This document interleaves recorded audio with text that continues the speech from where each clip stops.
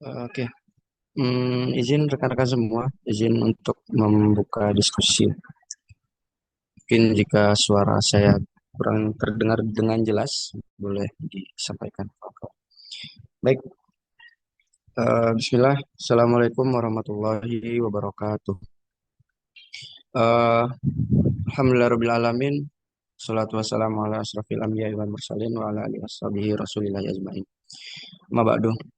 Baik, rekan-rekan semua yang saya hormati, yang tersebar di berbagai penjuru Indonesia, untuk memulai diskusi kita pada sore hari ini, kita dengarkan terlebih dahulu tilawah Al-Quran yang akan dibacakan oleh Saudara Firdaus. Pada Saudara Firdaus, disilakan. Assalamualaikum warahmatullahi wabarakatuh. Waalaikumsalam warahmatullahi wabarakatuh. A'udzu billahi minasyaitonir rajim. Bismillahirrahmanirrahim. Wa idza nadaitum ilas sholati ittakhuzuha huzuwan wa la'iba. Dzalika bi annahum qaumun la ya'qilun. Qul ya ahlal kitabi hal tanqimuna minna illa an amanna illa an amanna billahi wa ma unzila ilaina wa ma unzila min qabl wa ma unzila min qablu wa anna aktsarakum fasiqun. Shadaqallahul azim. Assalamualaikum warahmatullahi wabarakatuh.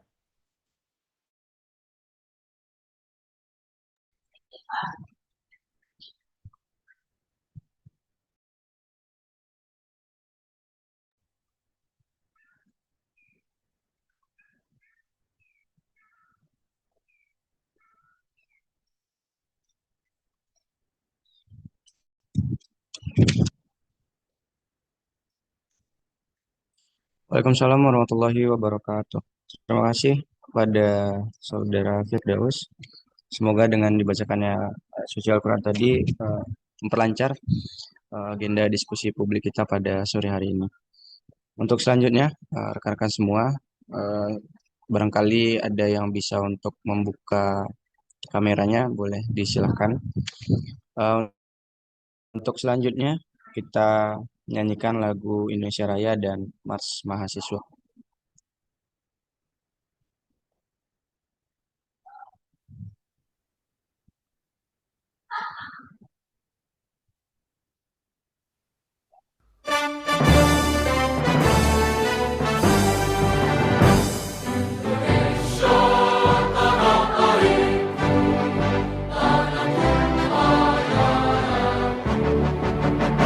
Di sanalah aku berdiri.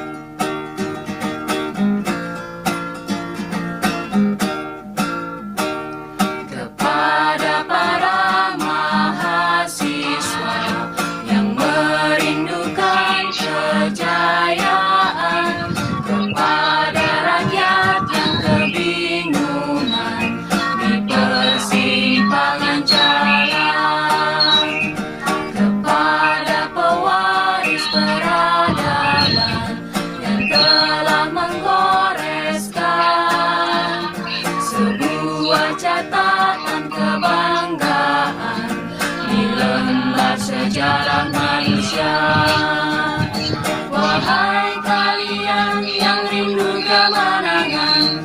Wahai kalian yang turun ke jalan demi mempersembahkan jiwa dan raga untuk negeri tercinta. Wahai kalian yang rindu kemenangan, wahai kalian yang turun ke jalan demi mempersembahkan jiwa dan raga untuk negeri tercinta.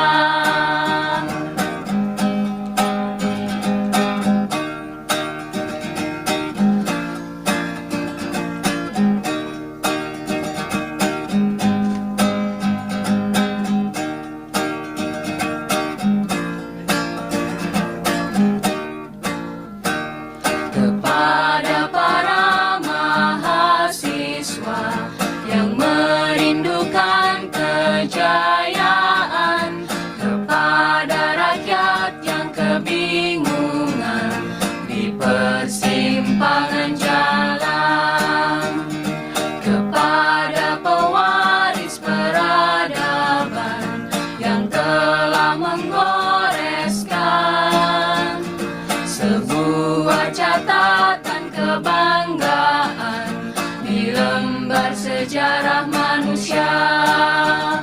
Wahai kalian yang rindu kemenangan, wahai kalian yang turun ke jalan demi mempersembahkan jiwa dan raga untuk negeri tercinta. Wahai kalian yang rindu kemenangan, wahai kalian yang turun ke jalan demi mempersembahkan jiwa dan raga untuk negeri tercinta, untuk negeri tercinta.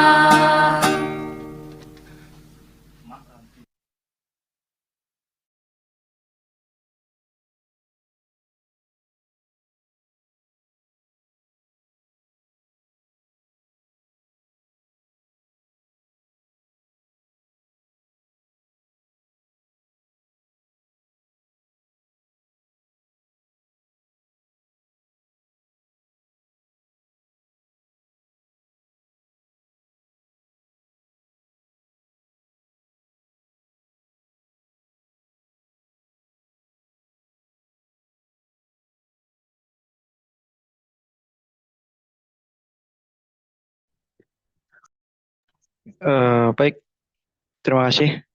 Untuk selanjutnya, agenda kita selanjutnya, rekan-rekan semua, sesuai dengan yang telah kawan-kawan dapatkan informasi tentang 100 hari kerja Presiden Republik Indonesia. Pada saat sekarang ini, banyak sekali rasanya keresahan yang terjadi selama 100 hari kinerja Presiden kita. Kemudian,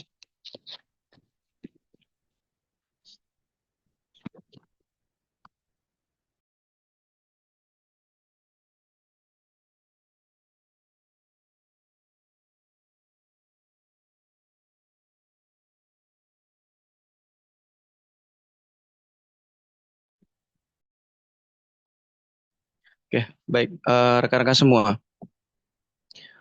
Pada sore hari ini kita akan mengupas terkait kinerja dari 100 hari Presiden Republik Indonesia kita. Kita telah dibersamai oleh 3 pemateri yang luar biasa. Yang pertama adalah Bang Ferry Amsari, SHLLM. Beliau merupakan akademisi dari Fakultas Hukum Universitas Andalas. Dan pemateri yang luar biasa yang kedua adalah Mas Ivo Trias Juliano. Beliau merupakan pemimpin redaksi Semut Api Media. Dan pemateri yang ketiga adalah Pres Herianto yang merupakan Koordinator Pusat BEM Sumatera Barat. Baik, rekan-rekan semua, Bapak Ibu semua yang bergabung pada diskusi publik di sore hari ini. Sebelum kita memulai diskusi, izinkan saya perkenalan diri terlebih dahulu. Perkenalkan, nama saya Dedi Irwansyah, mahasiswa Universitas Andalas, Fakultas Hukum, dan merupakan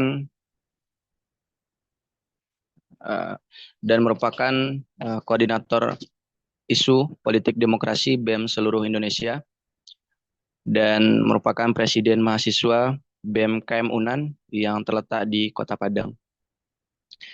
Baik, rekan-rekan semua, untuk memulai diskusi pada sore hari ini, mungkin yang menjadi keresahan kita bersama adalah yang seperti saya sampaikan sebelumnya terkait 100 hari kerja Presiden Republik Indonesia. Yang perlu kita bahas adalah terkait program kerja yang beliau rencanakan, yang sampai saat ini apakah berjalan dengan baik, dan apa yang menjadi keresahan kita bersama. Dan ada beberapa informasi yang kita dapat di media ya, terkait beberapa menteri yang kinerjanya buruk, bahkan program kerja yang digadang-gadang itu ternyata sekarang terlaksana kurang baik direalisasi di lapangan. Mungkin untuk yang pertama, kita ke pemateri pertama ya. Ada Pres Herianto. Gimana Pres?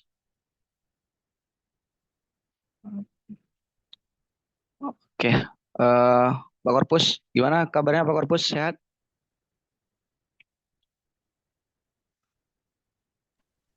Sehat-sehat, Pres, alhamdulillah. Oke, alhamdulillah ya. Ya, izin Pak Korpus ya. Mungkin di awal diskusi ini bisa Pak Korpus memberikan pandangan sedikit lah ya tentang, karena sebentar lagi Presiden kita akan memasuki 100 hari kerja. Menurut pandangan Pak Korpus sendiri, apakah memang di 100 hari kerja Presiden kita sudah efektif, dan apakah program kerja yang digadang-gadang, dan apakah permasalahan yang ada sekarang di media sosial atau di lapangan, dan bagaimana pandangan dari Pak Korpus sendiri? Silakan Pak Korpus. Oke, terima kasih Pak Pres Dedi ya, selaku Korsu yang menjadi regenerasinya Pres Firdaus ya di Unan. Baik, teman-teman semua, Assalamualaikum warahmatullahi wabarakatuh. Selamat sore. Salam perjuangan selalu buat kita semua. Hidup mahasiswa, hidup rakyat Indonesia, hidup perempuan Indonesia. Kawan-kawan semua, alhamdulillah, rasa syukur kita hadiran Allah SWT yang sampai sejauh ini masih memberikan kita pemikiran kritis dan kesehatan yang terus bisa bersuara dan berpikir ya teman-teman semua. Kemudian salawat bersalam tak lupa kita aturkan kepada teladan kita semua, baginda Nabi besar Muhammad SAW. Allahumma sholli ala sayyidina Muhammad wa ala sayyidina Muhammad. Ya, saya izin menyapa teman-teman semua ya. Alhamdulillah di ruang Zoom ada 59 ya peserta yang berkontribusi berdialog. Hari ini kita akan mengkulik bagaimana sisi-sisi negatif ataupun kartu-kartu merah, kartu hitam yang akan kita berikan kepada Prabowo Gibran ya. Prabowo Gibran presiden dalam rentan 100 hari kepemimpinannya. Kita mengkulik hal-hal negatifnya ini bukan berarti kita benci terhadap pemerintahan negara kita ya, melainkan ini kita kulik untuk memperbaiki bagaimana sistem-sistem pemerintahan kita jauh lebih baik. Nah, kalau dari perspektif mahasiswa selalu melihat dari segi kemasyarakatan ya, melihat bagaimana pola-pola pemerintahan kita hari ini. Besok hari Jumat bertepatan tanggal 24 Januari adalah bertepatan dengan 100 harinya Presiden Prabowo Gibran. Dan hari ini kita melihat dari BEM seluruh Indonesia adalah banyak sekali catatan yang harus diselesaikan. Nah, kalau kita melihat dari acuan referensi teman-teman semua, itu kemarin beberapa hari yang lalu Kompas telah merilis ya hasil kepuasan masyarakat terhadap pemerintahnya Prabowo Gibran beserta Kabinet Merah Putih, yaitu 80 sekian persen ya kepuasan masyarakat. Nah, ada 20 sekian persen ataupun 80% ini yang kepuasan yang mana yang dimaksud oleh Kompas itu maksudnya. Nah, kalau sehingga dalam momentum ruang diskusi ini barangkali kita bisa mendiskusikan hal-hal apa yang sebenarnya dipuaskan oleh masyarakat, oleh pemerintah, ataupun apa yang perlu dipercepat ya, dijalankan oleh pemerintah Prabowo Gibran untuk kesejahteraan masyarakat. Nah, hari ini teman-teman semua kita mulai melihat dari perspektif keberhasilan ya dulu. Kita lihat dari keberhasilan memang Prabowo Gibran, ada beberapa keberhasilan yang perlu kita apresiasi teman-teman semua, karena ini adalah dobrakan dari gerakan-gerakan mahasiswa, kemudian gerakan-gerakan masyarakat yang memang notabene seandainya tidak ada gerakan seperti mengkritisi ataupun gerakan di jalan, pasti akan diabaikan kepentingan-kepentingan masyarakat. Nah, kita lihat kemarin alhamdulillah beberapa termasuk tentang kenaikan PPN ya, tidak berlaku untuk non mewah. Artinya PPN 12 itu berlaku untuk barang-barang mewah. Padahal polemiknya sebelumnya itu akan berlaku untuk semua. Tapi dengan gerakan-gerakan mahasiswa dan masyarakat alhamdulillah dibatalkan. Kemudian ada beberapa isu-isu juga terkait tentang pemberantasan korupsi. Pemberantasan korupsi memang tidak 100% dijalankan keberhasilannya ya, tapi setidaknya ada jauh lebih meningkat ya dari presiden sebelumnya yaitu Joko Widodo ya. Nah, ini untuk pemberantasan korupsi. Namun kita lihat di sini teman-teman pola negatifnya dari pemerintahan Prabowo dan Gibran banyak sekali yang kita lihat, termasuk sekarang penggemukan kabinet ini masih menjadi pembicaraan hangat ya di kalangan masyarakat. Artinya posisi-posisi yang semakin menggemuk, sedangkan posisi masyarakat kita hari ini perekonomian belum stabil ya. Satu sisi hutang yang ditinggalkan oleh Presiden Jokowi yang kita sematkan oleh BMSI adalah presiden yang paling gagal karena banyak meninggalkan legitimasi, cacatnya hukum dan sebagainya. Itu banyak berapa ratus triliun ya yang ditinggalkan, dan hal itu harus dilunaskan oleh pemerintah hari ini. Artinya hutang yang ditinggalkan oleh Mulyono harus diselesaikan oleh Mulyani, yaitu Kementerian Keuangan ya, Bu Mulyani. Makanya ada kaitannya Mulyono dengan Mulyani. Semoga ini bisa berpasangan kayak Upin Ipin ya, bisa menyelesaikan negara kita.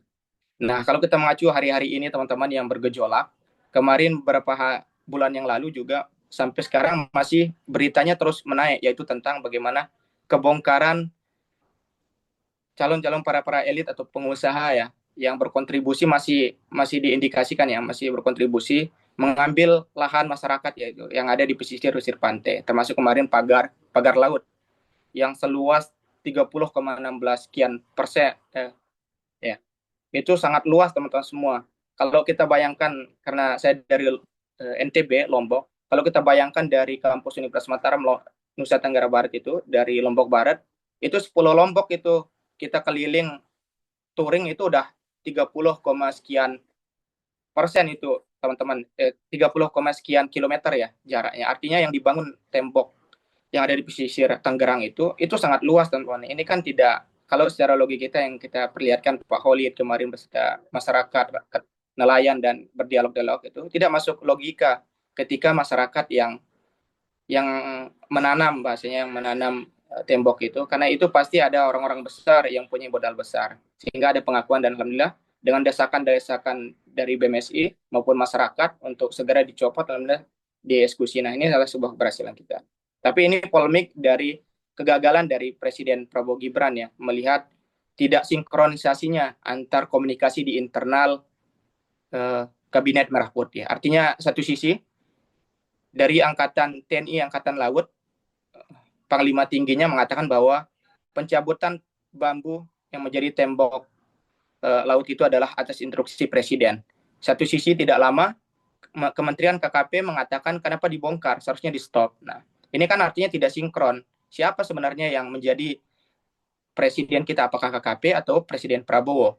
Artinya kan Kementerian KKP ini di bawah naungannya Presiden. Ini kan tidak sejalan komunikasinya, artinya tidak sinkron komunikasinya. Dan ini adalah kegagalan. Semoga ke depan ini yang perlu kita suarakan adalah bagaimana kekompakan di internal Kabinet Merah Putih itu, sehingga di kabinetnya jangan bergaduh, bahasanya jangan berkonflik, sehingga itu tidak berefek kepada masyarakat. Nah, itu satu sisi. Kemudian hari-hari ini juga mungkin familiar teman semua bagaimana tentang RUU Minerba yang akan dikasih kewenangan untuk perguruan tinggi untuk mengelola tambang. Padahal kemarin di eranya Jokowi itu dinisbatkan oleh Pak Bahlil ya, mengasih berapa ormas-ormas mengelola tambang, itu udah menjadi konflik ya. Sekarang ini maunya ke perguruan tinggi. Padahal yang dibutuhkan oleh masyarakat hari ini adalah bagaimana RUU perampasan aset seharusnya yang dipercepat. Karena kita melihat konflik hari ini, korupsi terus merajalela. Kita bayangkan kemarin yang korupsi 300T di penjara cuma 6,5 tahun ya. Itu pun dendanya hanya berapa miliar. Sedangkan masyarakat yang kecil hanya mengambil sebatang kayu, kemudian hanya mengambil ayam, itu penjaranya jauh lebih tinggi, bahkan dendanya lebih tinggi. Nah, hal ini yang tidak sinkron di negara kita hari ini ya. Yang kita lihat hari ini teman-teman semua, RU Minerba ini adalah menjadi catatan hitam bagi Presiden Prabowo ya. Artinya tidak bisa menyelesaikan konflik ini. Kenapa bahasanya tergesa-gesa mengesahkan RU Minerba ini? Nah, ini kan revisi dari undang-undang disahkan pada tahun 2020 dulu ya. Kemudian mau dipercepat sahkan menjadi undang-undang kemarin ada dari CNN komunikasi dengan kita ya. Sehingga kita angkat isu itu. Ini kan tidak sinkron dengan fungsi dari perguruan tinggi itu. Yang kita ketahui sebagai mahasiswa kan perguruan tinggi hanya dua tugasnya teman-teman semua, yaitu mendidik dan mengajar. Artinya perguruan tinggi ini fokus sebagaimana mandatnya undang-undang, yaitu mencerdaskan kehidupan bangsa. Dia akan melahirkan calon-calon generasi untuk mencerdaskan kehidupan bangsa. Nah, pola-pola seperti ini langsung para kepentingan ya, RU Minerba masuk untuk mengasih wewenang ke perguruan tinggi. Artinya kampus sekarang tidak akan berfokus untuk mendidik dan mengajar teman-teman semua. Ya, tidak fokus untuk mencerdaskan hidup bangsa, tapi akan lebih fokus mengembangkan usaha, dari mana dapatnya modal, dari mana dapatnya peningkatan. Dan pasti ini akan berefek teman-teman ke kehidupan mahasiswa itu sendiri. Pasti akan ada kenaikan UKT, kenaikan IP, kemudian akan berefek ke kos-kosan kita teman-teman. Kemudian akomodasi perkuliahan kita pasti akan lebih tinggi, apalagi tentang penelitian praktikum itu akan berefek teman-teman semua. Sehingga secara tegas kita dari BMSI akan menolak RUU Minerba yang akan dikasih wewenang perguruan tinggi melalui tambang ini. Nah, kalau kita lihat dari kajian-kajian referensi kita dari baik itu yang telah mengkaji teman-teman semua, kekurangan dari Undang-Undang Minerba ini adalah tidak akan dilibatkannya pemerintah aparatur daerah teman-teman semua. Dulu kalau ada yang mengelola tambang, pasti akan mengurus surat perizinan dari Pemda, Pemprov, sehingga baru dapat legitimasi. Sehingga Pemprov atau Pemda itu mempunyai wewenang untuk mengawasin dan melihat situasi pertambangan sehari. Namun dengan adanya RUU Minerba ini teman semua, akan dikasih wewenang kampus atau perguruan tinggi menjalankan pengelola tambang, namun tidak dilibatkan pemerintah daerah. Ini kan ada konflik daerah semakin besar. Ketika masyarakat ada tergusur tentang lingkungannya, lahannya, maka ketika bersuara di depan pemerintah daerah ataupun kabupaten, tidak akan didengarkan teman-teman semua, karena itu menjadi kewenangan pemerintah pusat. Artinya masa masyarakat kita yang di pelosok, kemudian mahasiswa kampus yang di pelosok, harus aksi ke nasional untuk menyuarakan hal itu kan tidak relevan teman-teman semua. Nah, kalau kita memikir lebih kritisnya teman-teman, ini adalah langkah-langkah pemerintah untuk membungkam daya kritis mahasiswa. Artinya satu sisi membungkam daya kritisnya mahasiswa, satu sisi akan membungkam daya kritisnya para akademisi. Nah, kita lihat konflik kemarin teman-teman, ada beberapa akademisi ketika bersuara tentang kepemerintahan, itu selalu ditindaklanjuti dengan cepat teman-teman semua. Apalagi dengan nanti perguruan tinggi dikasih wewenang yang melalui tambang, pasti cepat. Nah, itu kita dari pandangan kita ya, coba nanti kita diskusikan gimana pandangan dari pakar, pemateri-pemateri yang kedua dan ketiga, ataupun mahasiswa-mahasiswa yang lain coba kita diskusikan. Karena kita berperang pemikiran di sini untuk menemukan solusi-solusi yang baik untuk bangsa kita teman-teman semua. Nah, itu baru dua teman-teman catatan. Belum yang lagi teman-teman semua. Kita lihat sekarang ini para menterinya Kabinet Merah Putih berlomba-lomba untuk menunjukkan dirinya yang terbaik ya. Terbaik artinya tidak akan di reshuffle yang cocok untuk menjalankan programnya. Namun tidak sinkron dengan bagaimana fungsi dan kewajibannya. Nah, kalau kita lihat dari hasil survei teman-teman, ada kajiannya dari Elons kalau tidak salah ya, itu Prabowo memang mendapatkan predikat dari 1 sampai 10 itu ada yang mengatakan 6, ada yang mengatakan 8. Artinya ada kepuasan. Namun kalau kita lihat dari pasangannya teman-teman, Pak Wapres Gibran, itu mendapat penilaian dari 1 sampai 10 hanya mendapatkan nilai 3 teman-teman semua. Artinya banyak masyarakat yang tidak puas dengan kinerjanya Pak Gibran. Artinya yang kita gaung-gaungkan tidak ada bahasanya menjadi presentasi anak muda yang akan membawa arah bangsa jauh lebih baik. Nah, kalau bahkan di penelitian itu teman-teman, di kajian itu kita terusin di grup, bahkan ada yang memberikan nilai 1 teman-teman. Ada 6 atau 13 orang yang memberikan penilaian terhadap Gibran itu hanya 1 penilaian. Ini sangat tidak memuaskan. Artinya kita lihat pola-pola bapaknya Jokowi dulu belusukan ke pelosok-pelosok itu masih digunakan dengan Gibran. Termasuk kemarin baru aja dilantik, udah membuat konflik teman-teman semua, yaitu mengeluarkan aturan baru yaitu lapor Pak Wapres. Nah, lapor Pak Wapres itu sekarang apa kabar teman-teman semua? Apakah tetap berlanjut atau tidak? Padahal dulu itu digaung-gaungkan itu. Sampai Pak Wapresnya mengupload di Twitter, di IG maupun di TikToknya sendiri itu agar lapor. Tapi beberapa hari kemudian masyarakat ketika lapor tidak dijalankan teman-teman semua. Nah, sekarang ini apakah masih berjalan atau tidak? Satu sisi hadirnya dengan lapor Pak Opres kemarin itu teman-teman semua membuat kebijakan dari Kabinet Merah Putih itu tumpang tidih bagaimana tupoksi ataupun tugas masing-masing. Nah, ini seolah-olahnya seolah-olah menganggap dirinya Pak Opres adalah presiden ya. Dan kita lihat hari ini juga tidak sejalan ya. Seharusnya presiden mengurusi bagaimana kekuatan negara kita baik di eksternal, kemudian mau Pak Wapres harusnya fokus di internal ya.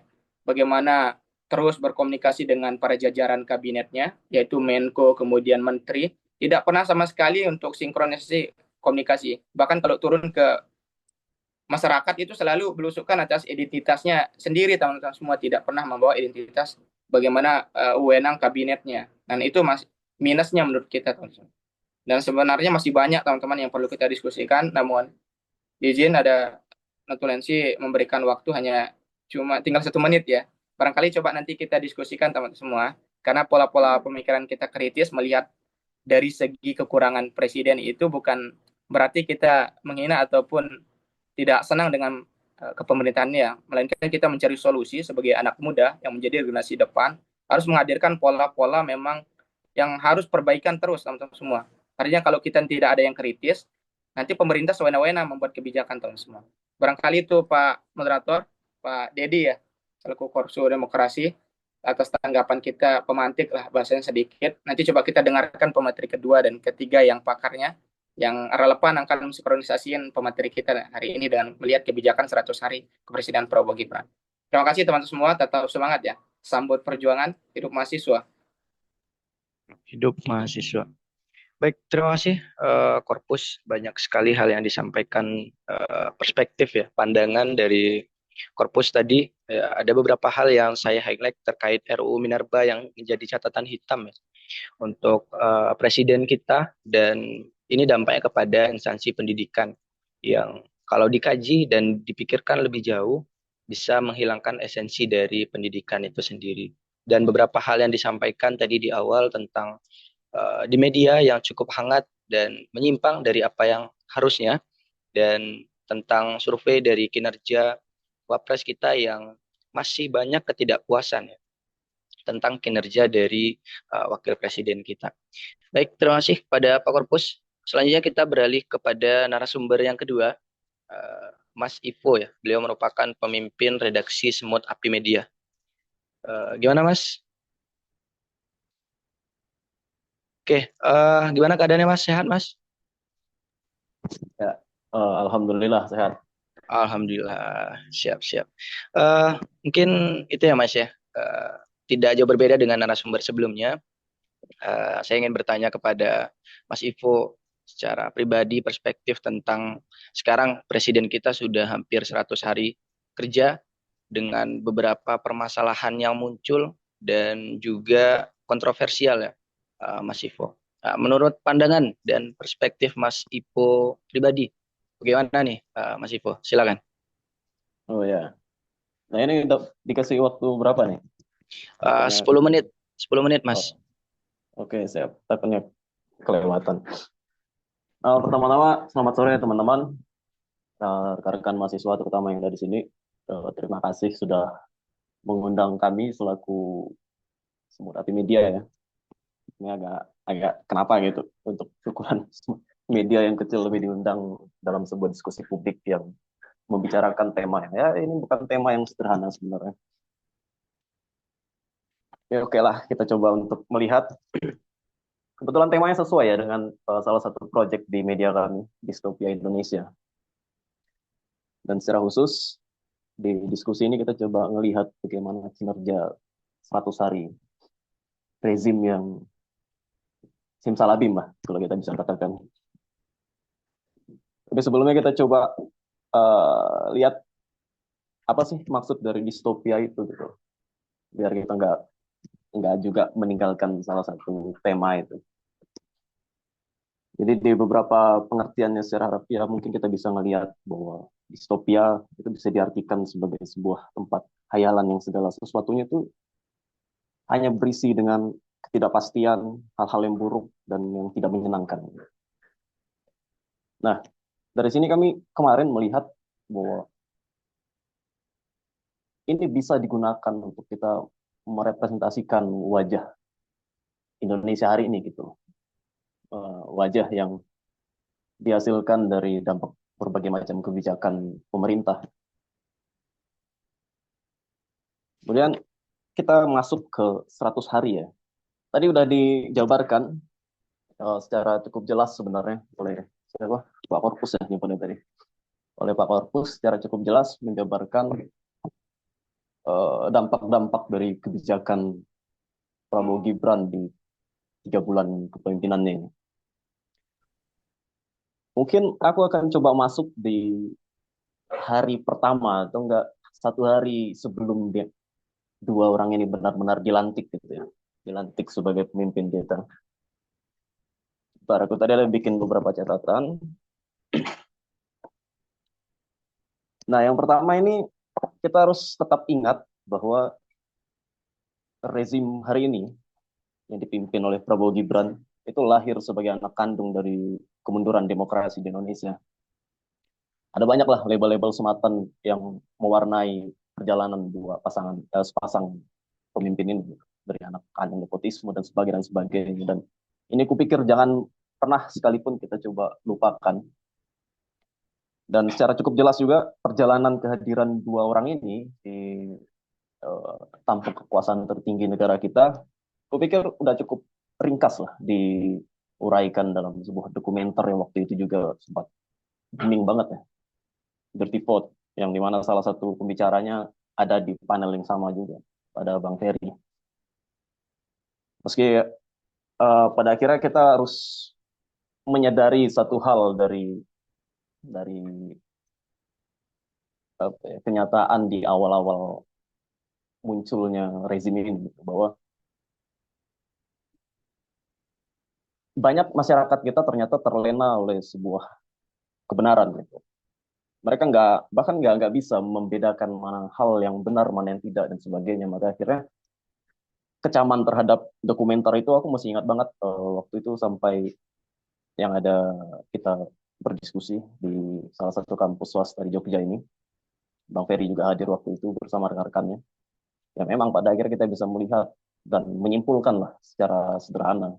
Ya kita masuk di era matinya kepakaran gitu. Ketika orang-orang yang ahli atau orang-orang yang pakar berbicara atau orang-orang yang intelektual, cendekiawan dan sebagainya itu nggak masuk hitungan hari ini.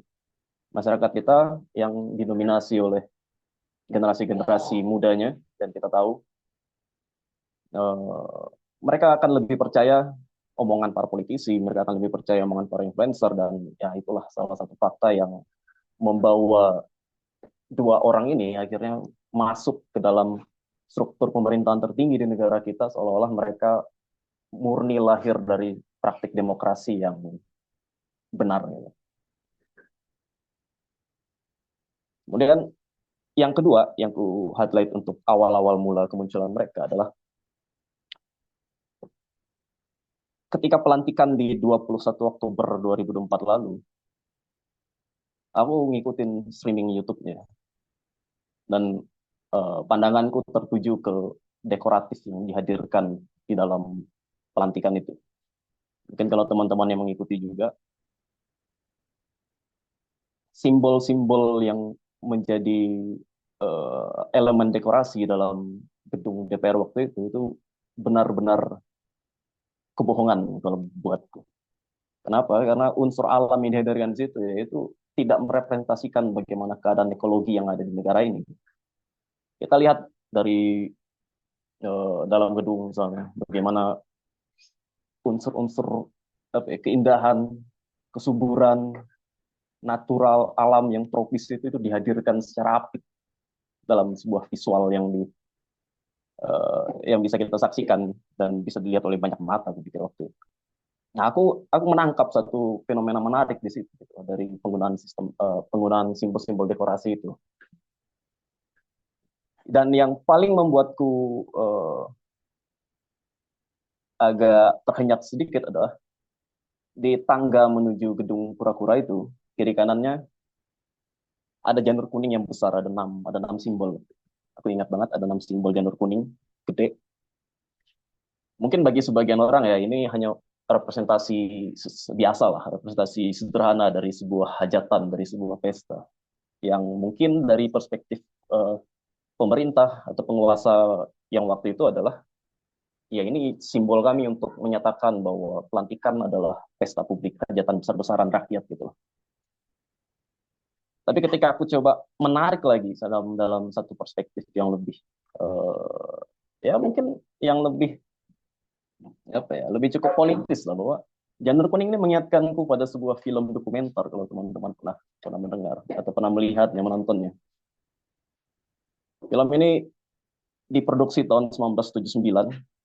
Eh, si sutradaranya itu Alam Rengga. Nah, film ini secara khusus merupakan alat propagandanya Orde Baru waktu itu. Karena mengisahkan tentang heroisme Soeharto dalam perjuangannya untuk merebut kembali ke Jakarta tahun 49 itu. Ya, secara ringkas itu gambaran dari perjuangan serangan umum itu yang terjadi di Jogja. Nah, film itu secara garis besar kita bisa bertemu dengan dua tokoh di sana. Pertama itu tokoh Sudirman yang di pembuka film dia udah ditandu oleh para gerilyawan waktu itu. Dia ditandu. Nah, si Sudirman ditampakkan sebagai sosok jenderal yang udah lemah, udah nggak punya kemampuan, daya, sakit-sakitan dan sebagainya. Sementara di satu sisi ada satu sosok jenderal muda yang waktu itu pangkatnya letkol, dan dia ditunjukkan dengan penuh kewibawaan sebagai seorang prajurit, gitu.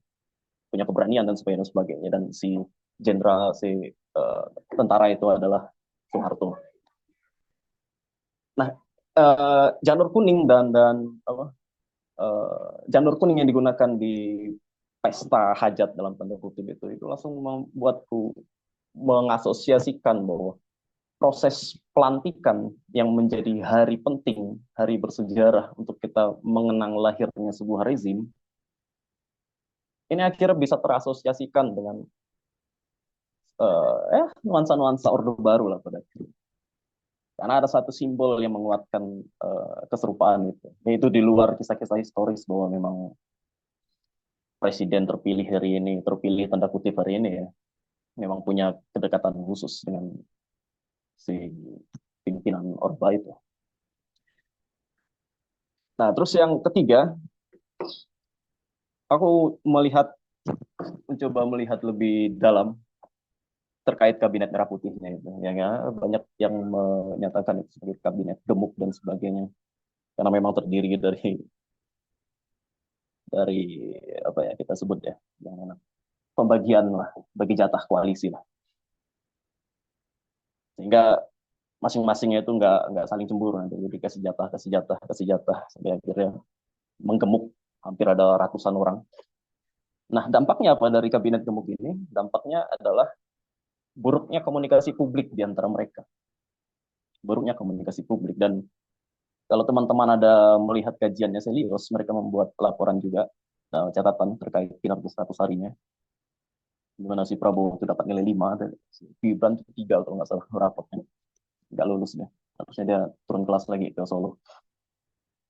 Jadi Selios salah satunya dalam laporannya menyebut bahwa nilai buruk dari kabinet ini karena memang mereka kurang efektif untuk berkolaborasi antar lembaga. Dan ini balik lagi, aku bilang ada kaitannya dengan buruknya komunikasi publik. Ya, misal coba kita track lah teman-teman, mungkin dari berapa hari setelah kabinet terbentuk, Yusril dengan gampangnya menyebut tragedi 98 itu sebagai bukan kejahatan HAM berat lagi kan. Dan seterusnya sampai Kementerian HAM yang ketika ada kejadian konflik agraria dia bilang, lah saya kan nggak tahu, saya nggak dapat laporan, saya nggak nonton videonya, ini nggak masuk akal gitu. Untuk sekelas kementerian kok bisa nggak dapat kabar dari peristiwa-peristiwa berseliweran gitu.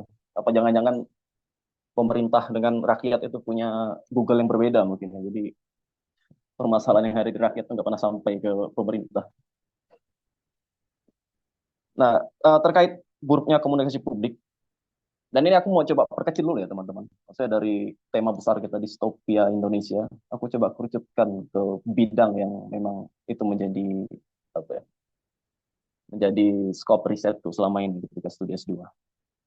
Aku coba untuk menyebut dari distopia Indonesia ke distopia budaya, terutama budaya di Kalimantan. Dan ini akan nyambung nanti. Kalimantan ada apa ya, ada tiga dosa besar negara terhadap kami. Yang pertama udah jelas, satu-satunya itu IKN itu. Terus yang kedua food estate, dan yang ketiga ini perkebunan monokultur plus tambang. Nah, tiga hal ini nanti salah satunya akan coba aku highlight ke sosok Prabowo yang baru beberapa minggu belakangan itu menggemparkan. Aku nggak tahu apakah teman-teman juga sempat mendengar soal pidatonya terkait sawit itu. Nah, IKN ini sebenarnya dosa besar dari rezim sebelumnya, karena dialah yang benar-benar merealisasikan hasrat penguasa untuk membentuk satu wilayah baru itu untuk merepresentasikan Indonesiaan yang aku pun nggak tahu itu kenapa tujuannya apa dan sebagainya. Tapi setidaknya melihat simbol IKN yang ada di Kalimantan, aku bisa mengasosiasikannya seperti melihat Freeport yang ada di Papua gitu. Di mana dua simbol itu merepresentasikan kejahatan negara, merepresentasikan bagaimana cara negara atau cara pemerintah untuk ya menjajah masyarakat yang ada di sana gitu. Karena itu jadi simbol yang melegitimasi kekuasaan pada akhirnya. Nah, kemudian terkait food estate, ya kita tahu proyek PSN pertama di Kelteng itu udah gagal banget. Karena nggak masuk akal juga. Dan cetak sawah yang cetak biru yang ditawarkan itu nggak make sense itu untuk dipaksakan di tanah gambut yang ya gimana? Akhirnya gagal berapa hektar itu. Dan setelah gagal apa kabar dari lahan-lahan yang udah dibebaskan itu? Nah, kira-kira kan itu jadi permainan lagi nanti. Yang megang itu siapa? Lahan kosong itu. Terutama ya elit lokal di sana. Diapakan oleh mereka? Ya kita nggak tahu. Karena setiap kegagalan pasti senyap tuh. Nah, yang terakhir nih yang mungkin akan berhubungan dengan 100 hari ya kinerja Prabowo Gibran. Ya. Tapi Prabowo aja lah, Gibran atau malas bahasnya. Prabowo aja. Terkait perkebunan monokultur sawit. Kalau teman-teman ada ngikutin di 2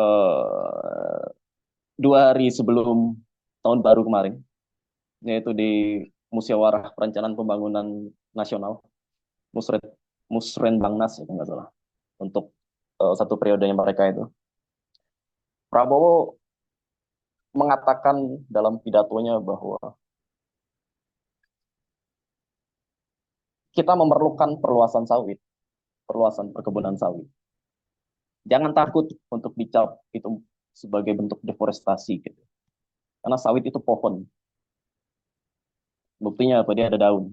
Itu bisa menyerap karbon. Jadi nggak mungkin perluasan sawit itu berdampak dengan deforestasi. Nah, ini apa? Salah satu pernyataan konyol dari seorang presiden. Kenapa aku katakan ini konyol? Pertama, untuk perkebunan sawit itu sendiri itu sifatnya monokultur, di mana dia hanya bisa tanam tunggal dan jarak dari satu pohon ke pohon lainnya itu ya lumayan. Maka ketika ada satu perkebunan itu nggak bisa hanya berapa hektar gitu, itu nggak akan memuaskan mereka. Mereka kan butuh hasil panen yang bertonton, ya, ribuan ton dan sebagainya. Akhirnya ya butuh lahan untuk dilepas jutaan hektar. Nah, karena sawit itu monokultur, Artinya ketika pemerintah atau ketika ada satu perusahaan mau membuka lahan, akan ada banyak lahan masyarakat adat yang diambil, dirampas. Kita nggak usah gunakan kata dialih fungsikan itu, kata pemanis itu, dirampas saja. Karena yang terjadi adalah perampasan. Otomatis, ketika perampasan lahan terjadi, hutan yang sebelumnya itu adalah hutan dan berisi dengan pepohonan, ya itu tetap akan dibakar, digunduli dan sebagainya. Nah, deforestasi terjadi. Gitu. Namun kita bisa mengerti kenapa bisa dengan percaya dirinya Prabowo mengatakan bahwa ketika kita menanam meluaskan sawit itu tidak akan dianggap sebagai deforestasi. Karena logika yang dibangunnya adalah sawit itu pohon, ya itu yang nggak masuk akal. Padahal kementeriannya sendiri, Kementerian Lingkungan Hidup dan Kehutanan itu sudah menyatakan bahwa sawit itu tidak masuk dalam kategori tanaman hutan.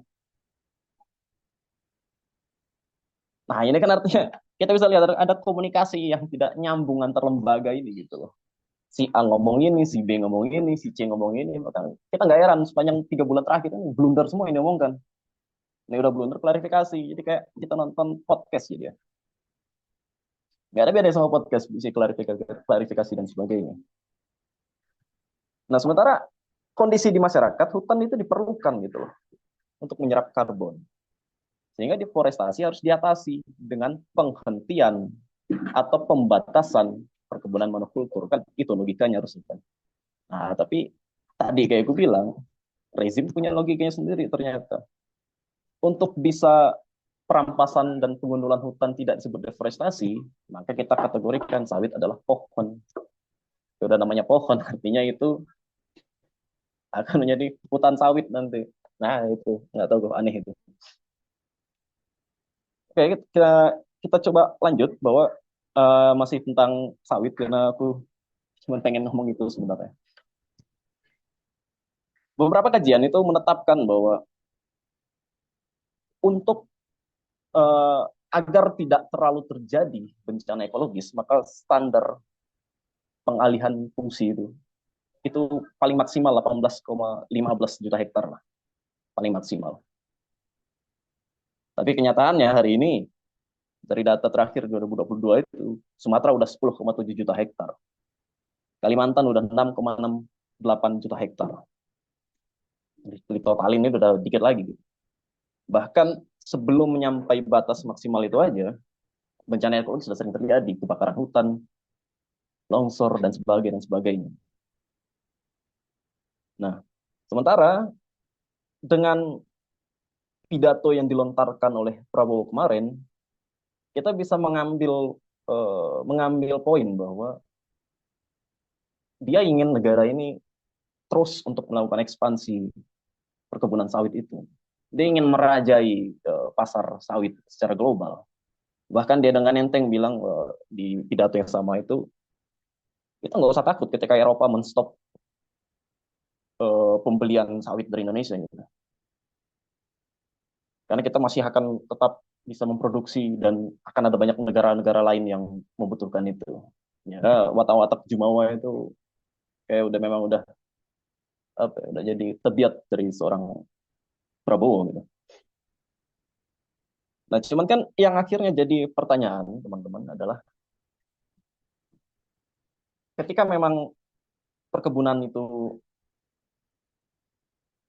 banyak mengambil bagian dari kehidupan masyarakat, kenapa kok tetap bisa sih itu apa ya, dihadirkan, didirikan perkebunan itu. Nah, dalam penelitian tesisku, salah satunya adalah karena adanya iming-iming plasma ini. Nah, ini nanti yang akan nyambung ke statement terakhir dari pidato Prabowo itu. Aku cuma pengen highlight pidatonya aja. Jadi sistem plasma itu sendiri dirancang sejak masa Orde Baru. Dengan model itu kayak gini, kurang lebih penyederhanaannya sistem plasma. Jadi untuk semua perkebunan sawit yang berdiri di atas tanah masyarakat adat terutama, itu mereka diberi kewajiban untuk menyisakan 20% dari lahan agar bisa dikelola oleh masyarakat. Nah, inilah iming-iming dari perusahaan ini, gitu. Iming-iming supaya masyarakat mau melepas tanah mereka, mau melepas lahan mereka. Nah, namun pada kenyataannya itu nggak terrealisasi gitu. Sampai hari ini itu nggak terrealisasi. Padahal undang-undang soal plasma ini itu udah ada, udah banyak dari peraturan Kementan sampai yang paling terakhir ini adalah masuk dari di Undang-Undang Cipta Kerja tahun 2020 itu. Nah, cuman brengseknya adalah dalam Undang-Undang Cipta Kerja itu, kalau sebelumnya hak plasma atau kebun plasma yang diberikan itu yang berada di dalam HGU, hak guna usaha perusahaan. Tapi Undang-Undang Cipta Kerja itu justru di pasal 58 ya, kalau nggak salah, di pasal 58-nya mengatakan bahwa yang akan dijadikan kebun plasma itu yang di luar HGU. Nah, artinya kan ini perusahaan punya wewenang untuk melakukan ekspansi lagi. Gitu. Untuk apa? Untuk memenuhi plasma, tapi di luar HGU mereka. Gitu. Nah, sistem plasma ini nggak pernah terrealisasi sampai hari ini. Bagaimana masyarakat akhirnya harus berhutang karena mereka dijamin oleh perusahaan untuk melakukan kredit. Nanti dana hasil kreditnya itu digunakan untuk perawatan kebun plasmanya yang hasilnya 5-7 tahun itu nggak pernah terrealisasi, nggak pernah diberikan ke masyarakat. Akhirnya masyarakat berhutang. Bisa dicek di banyak wilayah masyarakat adat di Indonesia ini, betapa banyaknya yang berhutang hanya karena sistem plasma itu. Nah, akhirnya konflik terjadi di situ. Konflik terjadi, masyarakat dihadapkan dengan aparat militer.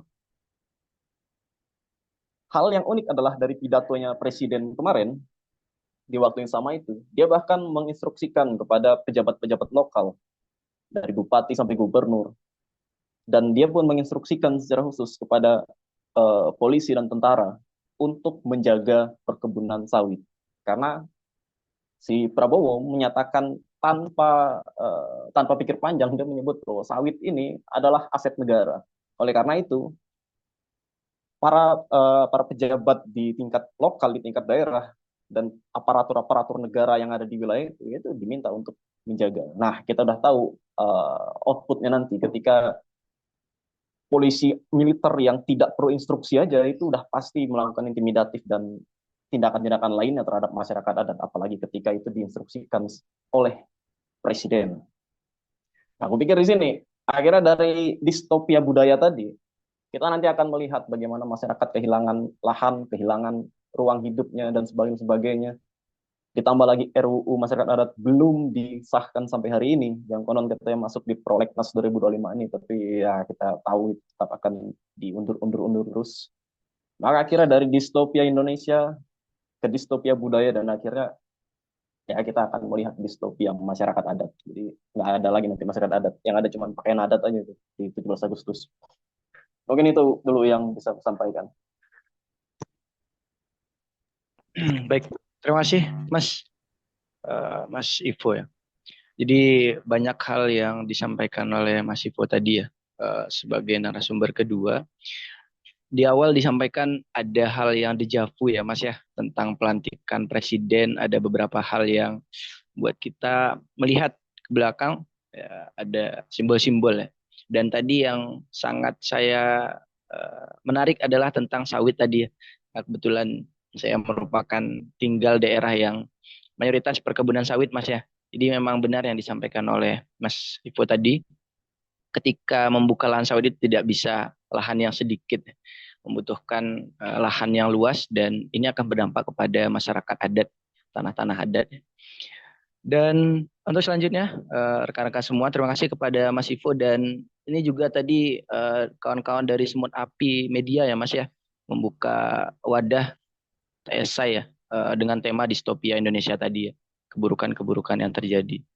Itu, terima kasih Mas Ivo ya. Lanjut, kita ke narasumber yang ketiga. Beliau merupakan dosen saya di Fakultas Hukum, Bang Ferry. Gimana kabarnya, Bang? Alhamdulillah baik. Alhamdulillah. Izin manggil. Libur. Oke, siap Bang. Izin manggil Abang ya Bang. Kalau di ruang perkuliahan saya manggil Bapak, tapi izin di sini manggil Abang ya. Eh, Oke, Bang. Jadi tadi ada banyak hal yang disampaikan oleh dua narasumber sebelumnya tentang pandangan pribadi tentang 100 hari kerja dari presiden kita. Mungkin untuk selanjutnya kepada Bang Ferry terkait pandangan dari Bang Ferry pribadi tentang 100 hari kerja dari presiden kita dan tadi hal yang menarik tentang undang-undang RUU ya, Bang. RUU Minerba yang akan berdampak kepada instansi pendidikan ya. Gimana menurut Bang Ferry? Silakan, Bang. Baik, terima kasih udah Dedi Irwansyah, para pembicara, teman-teman sekalian sudah memberikan kesempatan untuk bercurah pikiran. Assalamualaikum warahmatullahi wabarakatuh. Saya perlu sedikit menceritakan soal konsep 100 hari ya. Konsep 100 hari itu tidak ada di Undang-Undang Dasar, ya, tidak ada di undang-undang, tetapi dia adalah tradisi ketatanegaraan yang tumbuh di Amerika, lalu banyak digunakan oleh negara-negara yang menganut sistem presidensial. Asal muasalnya ketika mendekati krisis ekonomi luar biasa di Amerika, terutama menjelang Perang Dunia Dunia Kedua, saya lupa persis Perang Dunia I atau II, begitu ya, tahun 1933. Presiden Amerika ketika itu bernama Franklin Delano Roosevelt. Dia tahu orang sedang ditimpa banyak masalah karena resesi ekonomi luar biasa. Mereka menyebut istilahnya Great Depression ya, karena depresi itu mengenai banyak orang ya, terutama keluarga-keluarga kelas menengah ke bawah karena dampak ekonomi yang sangat luar biasa. Nah, dia tahu karena orang sedang stres, sedang bermasalah, dia tahu dia harus melakukan sesuatu agar orang percaya kepada presiden yang baru dilantik. Agar mampu meningkatkan kepercayaan publik itu, dia menjanjikan bahwa akan ada sesuatu yang luar biasa dalam 100 hari kerja pertamanya untuk memastikan capaian yang jauh lebih besar di 4 tahun periode pertama seorang presiden. Ya. Itu sebabnya begitu dia menginjak hari pertama, dia langsung merancang 50 paket undang-undang untuk memastikan stabilitas ekonomi dalam berbagai isu ya. Misalnya soal perbankan, dia mengeluarkan undang-undang untuk memastikan stabilitas yang melanda berbagai perbankan, stabilitas keuangan berbagai perbankan, agar kemudian relasi perbankan dengan publik yang mau berusaha minjam modal dan segala macam bisa berjalan baik. Setidak-tidaknya itu memastikan agar ekonomi mampu stabil. Kedua, dia sadar ini resesi ekonomi luar biasa, Great Depression ya, dia harus kemudian memastikan orang punya pekerjaan. Sebab kalau tidak ada pekerjaan, depresi makin luar biasa, stres akan luar biasa dan berdampak kepada gejolak di internal negara. Maka dia buat komite yang namanya CCC ya, Triple C, semacam korps yang dirancang untuk melakukan konservasi terhadap pekerjaan warga negara Amerika. Tugas korps ini adalah memastikan setiap tempat, setiap institusi, setiap perusahaan mampu menciptakan lapangan pekerjaan baru. Jadi dibuat tuh berbagai ruang lapangan pekerjaan agar orang nyaman gitu ya. Ada juga dia buat namanya Triple A ya, AAAA gitu ya. Tugasnya sederhana, memastikan harga pangan terutama jagung ketika itu karena kebutuhan pokok orang Amerika bisa stabil, kalau perlu murah di bawah harga pasar agar publik bisa makan semuanya dan menghidupkan keluarganya. Nah, itu sebabnya salah satu upaya seorang presiden dalam 100 hari pertama dianggap luar biasa adalah masa Franklin Delano Roosevelt ya. Dia juga berpikir ini orang harus dibuat nyaman, publik harus dibuat nyaman. Nah, bagaimana kemudian ada upaya menerangkan program-program pemerintah agar orang tahu kemana arah pemerintah dan kira-kira apa saja yang akan dikerjakan pemerintah. Nah, waktu itu musim radio, FDR atau Franklin Delano Roosevelt itu menyampaikan berbagai isu di programnya di radio-radio yang dia pidato terhadap berbagai kebijakan dia. Nah, itu dibuka juga ruang berdialog dengan publik sehingga kemudian publik tambah yakin bahwa presiden baru akan melakukan sesuatu dan langkah-langkahnya cocok dengan apa yang terjadi di lapangan. Nah, jadi presiden itu karena ini ya, dalam studi sistem presidensial disebut sebagai orang yang memiliki kekuasaan untuk meyakinkan orang banyak ya. Presidential power is the power to persuade. Ya. Kekuasaan presiden adalah kemampuan untuk mempersuasi orang banyak. Itu pula yang dilakukan oleh FDR sehingga timbullah tradisi mengukur kemampuan, kapasitas seorang sebagai pemimpin dan kira-kira capaian kepemimpinannya akan seperti apa dihitung melalui 100 hari atau dilihat melalui 100 hari ya. Nah, 100 hari itulah yang menjadi tradisi di Amerika untuk memperlihat seorang presiden punya kapasitas, kompetensi untuk membawa negara menjadi lebih baik. Nah, itu yang jadi tradisi ya. Nah, sekarang mari kita coba lihat 100 hari Pak Prabowo ya. Apakah dalam ketatanegaraan kita tradisi ini mampu untuk menilai seorang presiden ya. Jadi tradisi melihat 100 hari itu bisa dilihat dari dua hal yang sama dengan FDR. Soal kebijakan dan soal bagaimana dia menyampaikan ke publik. Kan presiden tadi adalah kekuasaan meyakinkan orang banyak. Nah, soal peraturan, ini dari hari pertama, ya, presiden itu tidak akan bisa menegakkan hukum seutuhnya. Saya begitu hari pertama diumumkan kabinet, saya sudah yakinkan presiden ini bukan orang yang akan menegakkan hukum. Kenapa? Karena begitu dia melantik sekretaris kabinet, ya, Mayor Teddy, yang aktif sebagai militer, dia sudah melanggar Undang-Undang TNI. Ya. Undang-Undang TNI tidak mengecualikan jabatan sekretaris kabinet sebagai jabatan yang bisa diisi oleh TNI aktif. Jadi dia melanggar Undang-Undang TNI. Bagaimana mungkin istana sebagai garda terdepan ya, yang memimpin pemerintahan tiba-tiba melanggar aturan undang-undang secara terbuka.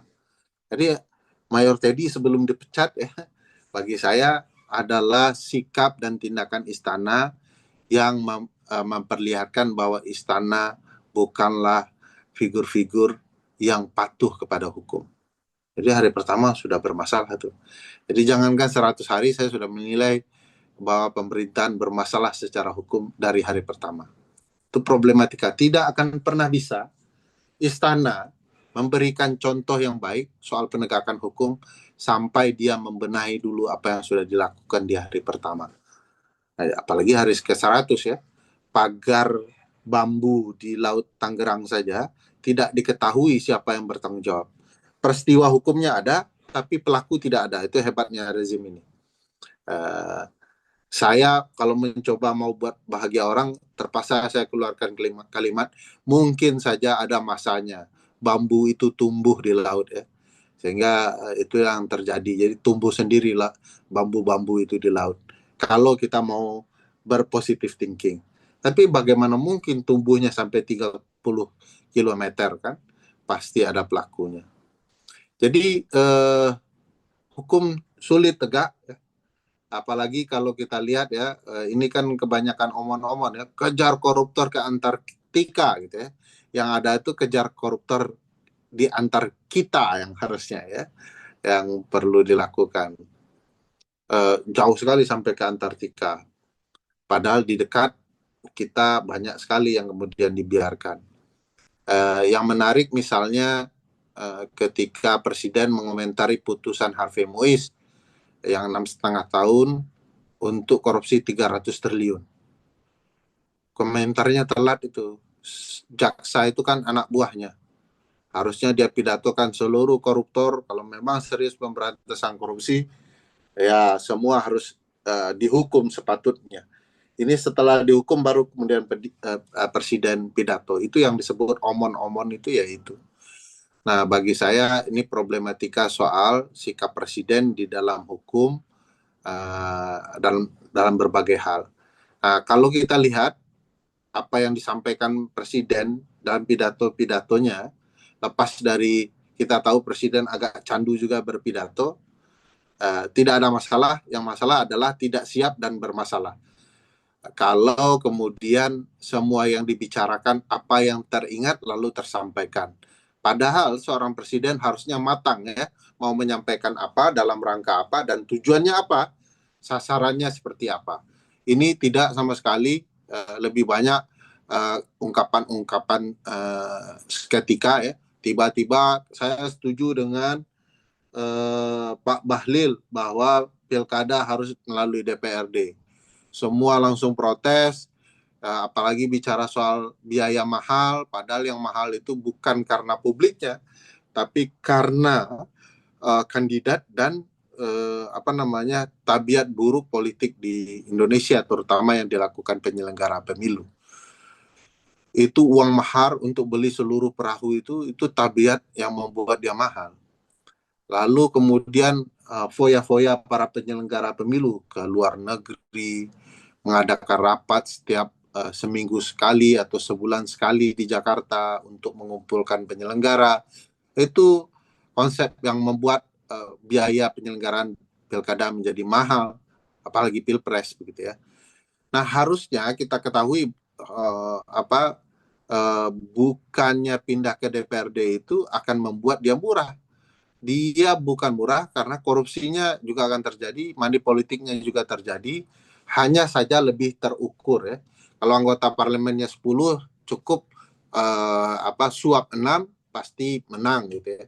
Tapi kalau publik 10 juta, suap 10 jutanya gimana gitu ya.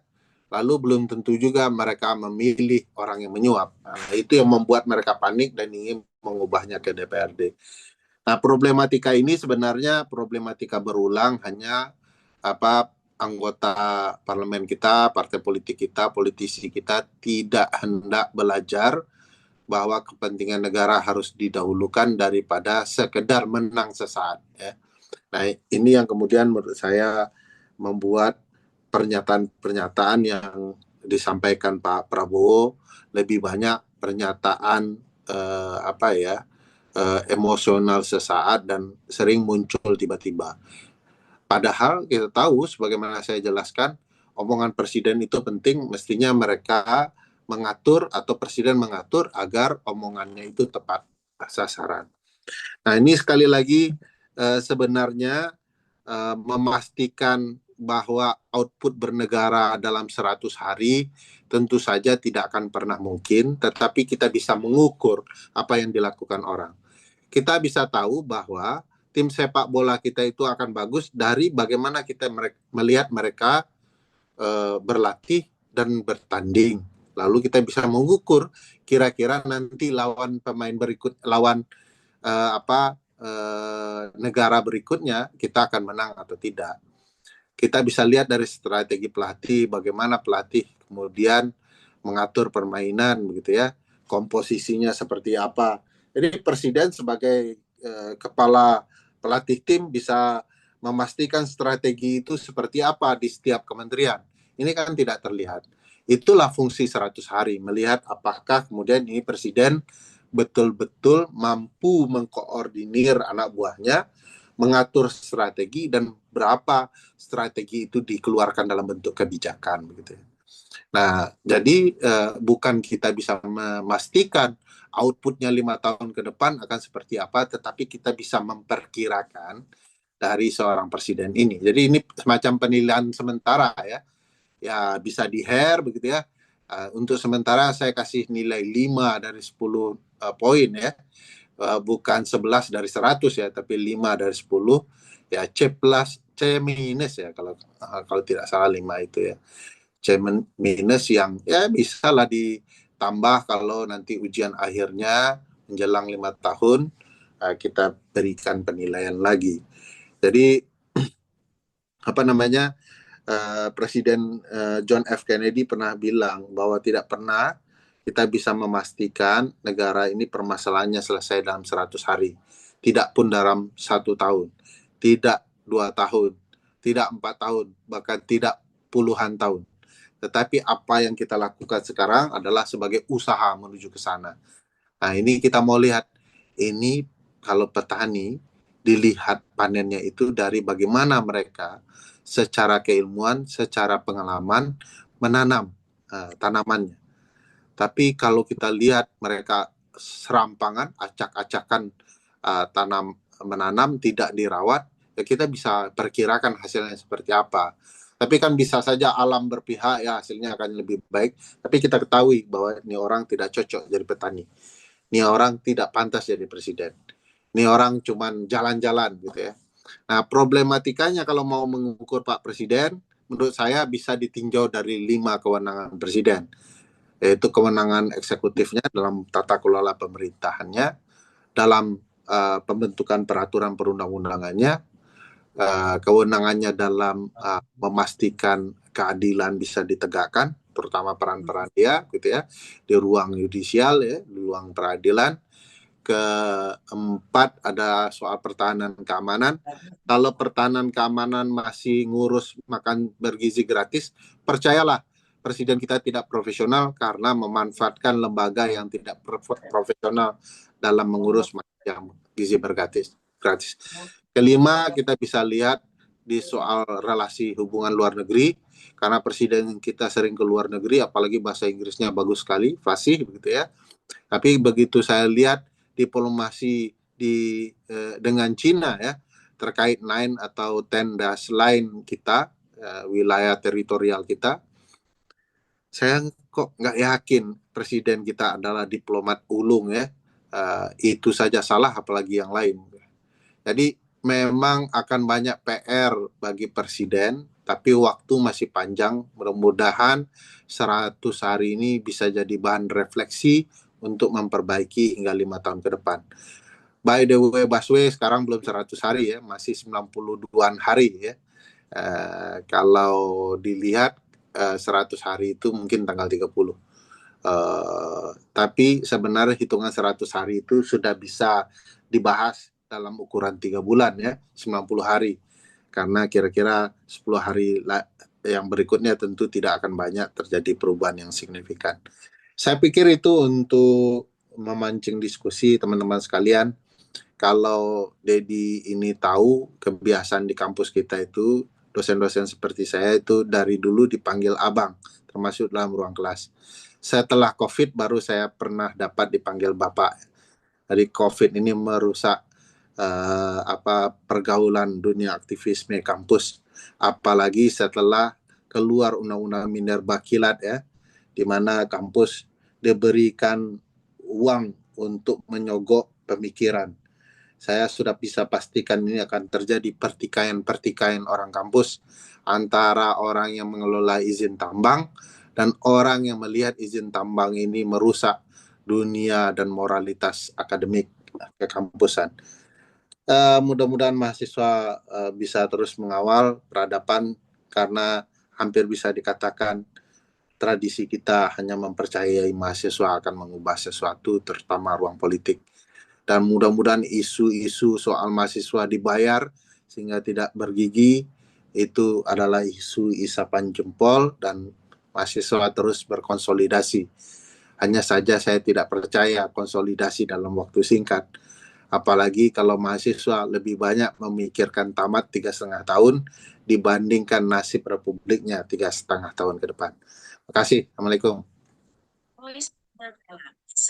Waalaikumsalam warahmatullahi wabarakatuh. Terima kasih, Bang. Menarik apa yang disampaikan oleh Bang Ferry tadi ya. Jadi tidak menunggu 100 hari kerja untuk kita menilai presiden. Dari Bang Ferry sudah menilai buruk presiden kita 1 hari ya, karena kejanggalan terkait struktur beberapa struktur dan ada pengisi struktur kabinet yang menyalahi peraturan yang ada. Terima kasih sekali lagi kepada Bang Ferry dan terima kasih kepada narasumber sebelumnya ada Korpus dan juga Mas Ivo dan terakhir tadi narasumber yang luar biasa dari Bang Ferry. Baik, rekan-rekan semua, rekan-rekan mahasiswa yang hadir pada sore hari ini, untuk selanjutnya kita membuka sesi diskusi pada sore hari ini pada kawan-kawan.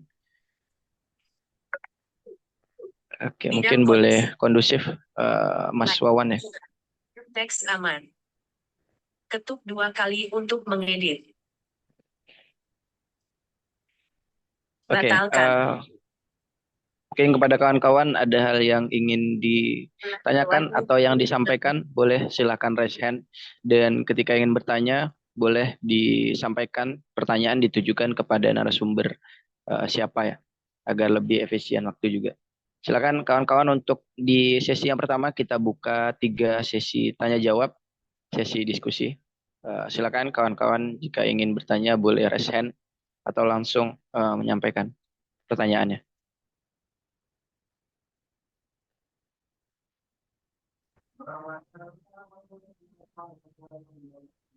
Ya.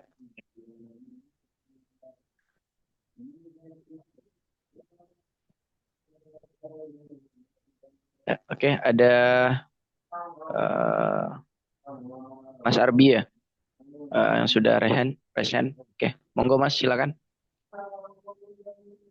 Oke, baik. Sebelumnya terima kasih kepada 3 narasumber kita yang sudah memberikan begitu pencerahan ataupun pandangan terkait tema yang sedang kita usung sore hari ini.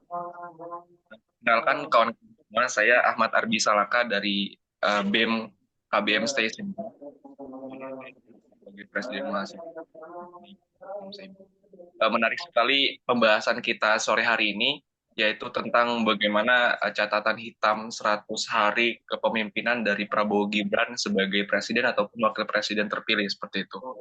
Nah, ini menjadi catatan penting bagi kita.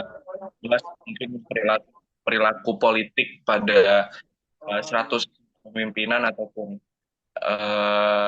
ya dalam perjalanannya mungkin ketika kita mengulas perilaku politik memang tidak ada habisnya. Dalam 100 hari ini kita dipertontonkan dengan perjinahan politik yang tentu itu menjadi upaya menjadi catatan kita dalam bagaimana kita mengkerucutkan dahi kita seperti itu. Nah, sebelum kita bahas lebih lanjut, penting untuk dicatat bahwa setiap pemerintahan mungkin ya tadi seperti yang dia curahkan juga, setiap pemerintahan pasti memiliki momentum awal yang tentunya sangat menentukan dalam membentuk arah kebijakan ataupun putra kepemimpinan seperti itu.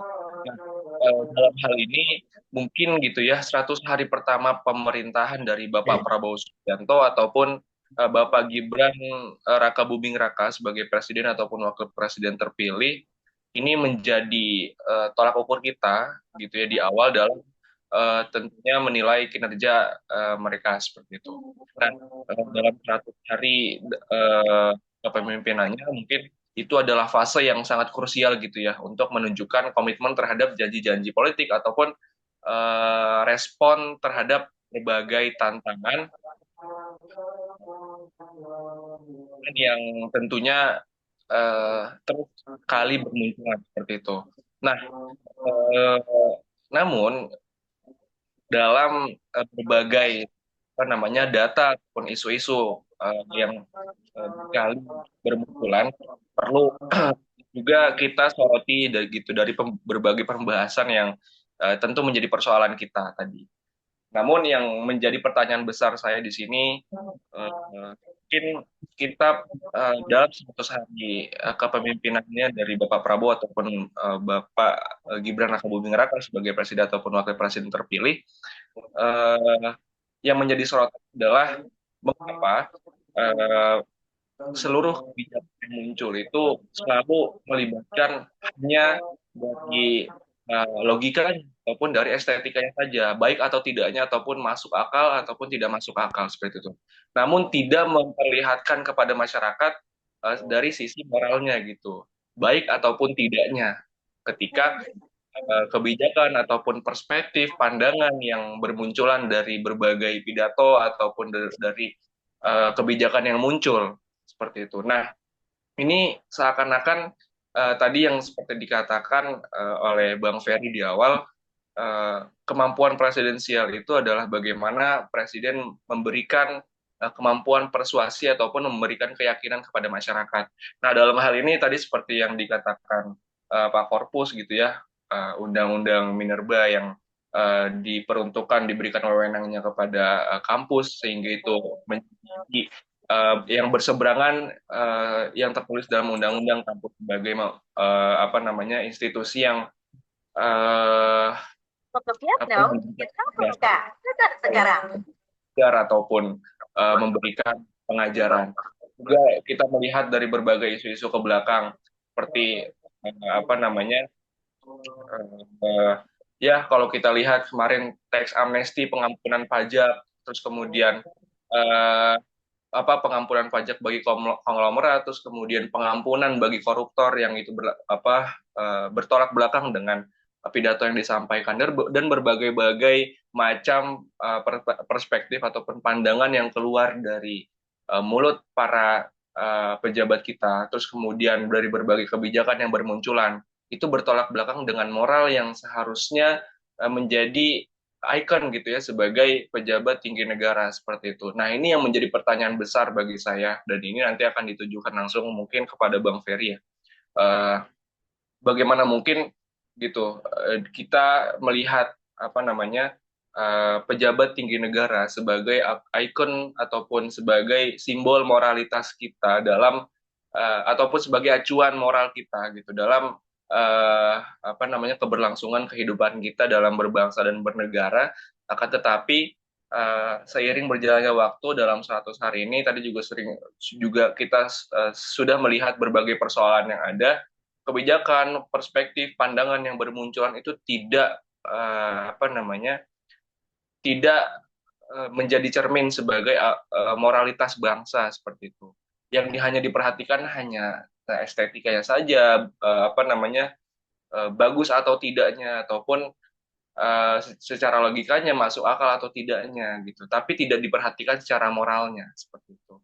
Nah, sehingga ini menjadi perhatian besar bagi kita. Apakah pemerintah ataupun pejabat tinggi negara kita gitu itu memiliki apa ya moralitas seperti itu ya sehingga ini menjadi perhatian penting untuk meyakinkan kita ataupun meningkatkan keyakinan kita kepada pemerintahan seperti itu dan hal ini mungkin sebagai check and balances kita kepada lembaga kenegaraan seperti itu mungkin itu saja pertanyaan yang dapat saya sampaikan. Terima kasih. Baik, terima kasih kepada Pres Arbi ya. Tadi pertanyaan ditujukan kepada Bang Ferry ya tentang mengapa dalam 100 hari kerja Presiden atau pejabat kita setiap pidato itu banyak terjadi kontroversial, ketidakjelasan dan yang seperti disampaikan oleh Pres Arbi tadi ya menimbulkan konflik-konflik dan ya kalau dibilang Bang Ferry tadi ya dipikirkan atau disampaikan secara tiba-tiba saja tanpa dipikirkan secara panjang. Baik, mungkin kita kumpulkan lah ya pertanyaan untuk efisien waktu juga. Mungkin silakan kepada rekan-rekan mahasiswa barangkali ada hal yang ingin dipertanyakan atau disampaikan, boleh langsung raise hand ya.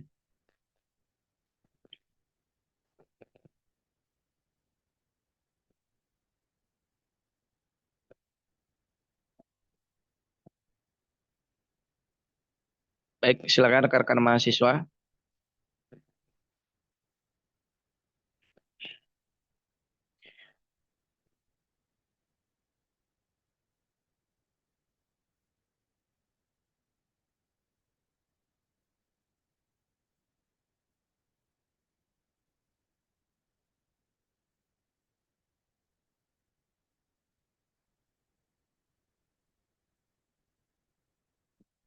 Oke, Mungkin silakan rekan-rekan mahasiswa jika ada boleh raise hand atau boleh langsung on mic dan sampaikan terkait pertanyaan atau ada hal yang ingin disampaikan.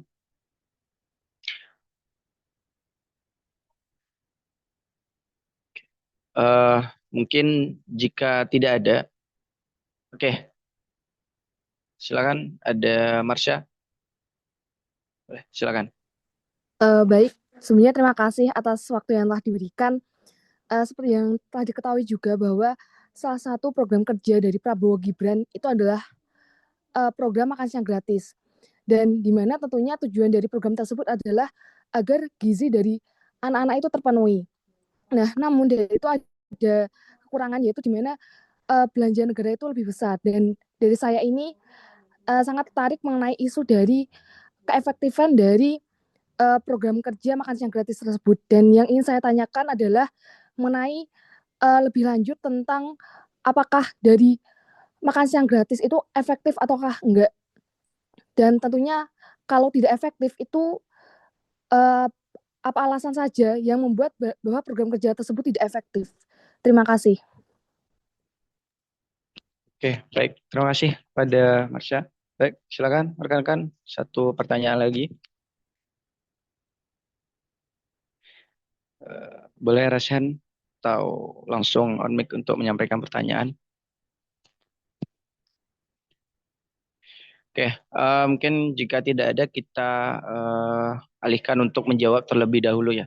Ada dua pertanyaan. Yang pertanyaan pertama tadi ditujukan kepada Bang Ferry melalui Press Arbi tadi ya. Dan yang kedua adalah dari Marsha tadi ya, tentang program kerja. Dan pertanyaan dari Press Arbi tadi ya kurang lebih tentang kontroversial terkait apa yang disampaikan ketika pidato ya, dipikirkan secara sekelebat lah ya kalau kata Prof. Saldi dan tidak matang. Nah, mengapa hal ini bisa terjadi? Dan kalau dari Marsha tadi adalah terkait program kerja makan gratis yang digadang-gadang, apakah efektif dan bagaimana menurut pandangan dari Bang Ferry? Mungkin kepada Bang Ferry, silakan Bang. Ya, tentu saja karena Presiden nggak mikir ya. Yang penting tersampaikan, dia pikir itu enak, ternyata salah gitu ya. Hal yang berbeda misalnya ketika tim suksesnya ya dalam memastikan kemenangan dipersiapkan, ada penelitian, ada gambaran, data, dan lain-lain. Nah, setelah menang ya mungkin itu tidak dilakukan lagi ya. Tidak ada upaya memberikan data yang signifikan. Misalnya kalau bicara pilkada, apa datanya? Kalau bilang mahal, tidak mahal itu kan dari mana datanya kita juga nggak tahu. Bahkan waktu itu Presiden salah mencontohkan negara lagi. Kita sistem presidensial, negara yang dia contohkan, negara parlementer atau negara dengan hybrid sistem ya. Jadi seolah-olah kayaknya yang diomongkan menunjukkan Presiden bahwa dia tidak paham apa-apa soal konsep ketatanegaraan antara sistem presidensial dan sistem parlementer, beda konsep begitu ya. Nah, juga terjadi ketika bicara soal soal makan bergizi gratis. Tiba-tiba Presiden mengatakan bahwa tidak semuanya akan dipenuhi, padahal sebelumnya akan berupaya memenuhi makan bergizi gratis untuk anak Indonesia. Nah, ini juga tidak ada datanya di mana kemudian tepatnya makan bergizi gratis itu diberikan kepada siapa ya, datanya apakah yang stunting itu seluruh anak sekolahan tertentu ya. Kan kita perlu data itu sehingga tepat sasaran. Lebih mirip proyek makan bergizi gratis adalah proyek untuk bagi-bagi kepada berbagai kementerian. Bayangkan seluruh menteri ngurus itu, datang ke seluruh sekolah ya. Bahkan kemarin ada jubir istana yang telat ya, sehingga anak-anak sekolah itu disuruh menunggu makan. Jadi makanannya mungkin saja bergizi, tapi kalau lapar makannya itu gimana begitu ya. Nah, ini antara yang diucapkan dengan yang dipraktikkan masih terlalu jauh. Dugaan saya memang tidak dipersiapkan. Jadi kalau tim Presiden tidak siap, ya yakinlah Presidennya juga akan tampil aut-autan, apalagi Presiden tidak punya background mengelola pemerintahan terkecil atau kemudian pemerintahan tingkat tertentu, misal kabupaten atau provinsi. Jadi beliau miskin pengalaman dalam birokrasi eksekutif. Jadi itu dugaan saya. Bedakan dengan berbagai presiden yang punya kapasitas luar biasa. Presiden Soekarno ya, Bung Besar itu kapasitasnya untuk membius masyarakat ya, pendengarnya luar biasa. Kalau teman-teman sempat baca buku BPUPK ya, Badan Persiapan Usaha Kemerdekaan itu, kan teman-teman bisa baca betapa di risalah persidangan itu bahkan orang bertepuk tangan ya, setiap kalimat yang dikeluarkan Bung Besar itu bisa mempengaruhi semangat orang gitu ya. Sehingga mereka bertepuk tangan, riuh, rendah dan segala macam. Itu kapasitasnya. Bayangkan juga seorang Obama ya, dia tahu persis orang Indonesia itu punya psikologi. Kalau orang luar berkata sesuatu yang identik dengan identitas keindonesian, orang akan bahagia ya. Maka begitu mulai pidato dia bilang bakso, nasi goreng, itu semua heboh. Itu bukan tanpa ada penelitian dan tidak serampangan diucapkan ya. Dia punya tahu sesuatu dari audiens yang dia hadapi. Nah, ini problematika juga kalau presiden tidak ada punya kemampuan meyakinkan publik, sulit juga dia akan meyakinkan kabinetnya, menteri-menterinya, orang-orang yang hendak diatur. Coba bayangkan menteri KKP bisa berbeda dengan presiden, itu gimana ceritanya gitu ya. Jadi sekali lagi ini pasti tidak disiapkan. Jadi ini resiko juga kita memilih calon presiden yang terlalu sedikit, yang punya kecenderungan bermasalah gitu ya. Yang itu sepertinya pertanyaan untuk saya. Saya pikir itu teman-teman, saya izin karena saya sedang berada di luar Padang, bentar lagi maghrib, jadi saya izin untuk meninggalkan ruangan. Terima kasih. Waalaikumsalam. Terima kasih Bang Ferry. Mungkin untuk pertanyaan selanjutnya mungkin bisa dijawab oleh narasumber selanjutnya dari Mas Ivo tentang program makan gratis ya. Bagaimana perspektif dari Mas Ivo pribadi, apakah ini relevan untuk dijalankan dan kenyataannya sekarang ya sangat jauh berbeda apa yang disampaikan oleh Presiden kita. Silakan Mas Ivo.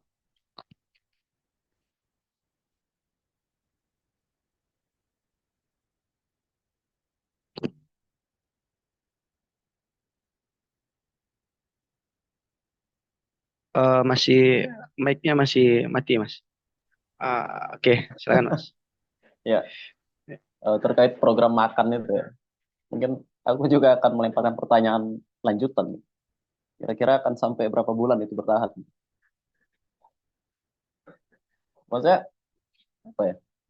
Aku menduga ini dugaan aja, bisa salah, bisa tidak, tapi semoga benar. Kebijakan makan siang ini kayak udah apa ya, kayak ungkapan tuh udah telanjur basahnya dari seorang Prabowo selama dia kampanye itu, selama debat apa segala itu.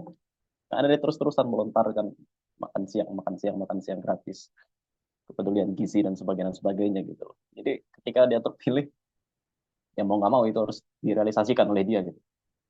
Dan kita lihat prosesnya gitu ketika dia merealisasikan itu. Ya tadi benar Bang Ferry udah nyampaikan sedikit bahwa ini kebijakan yang tidak terencana gitu.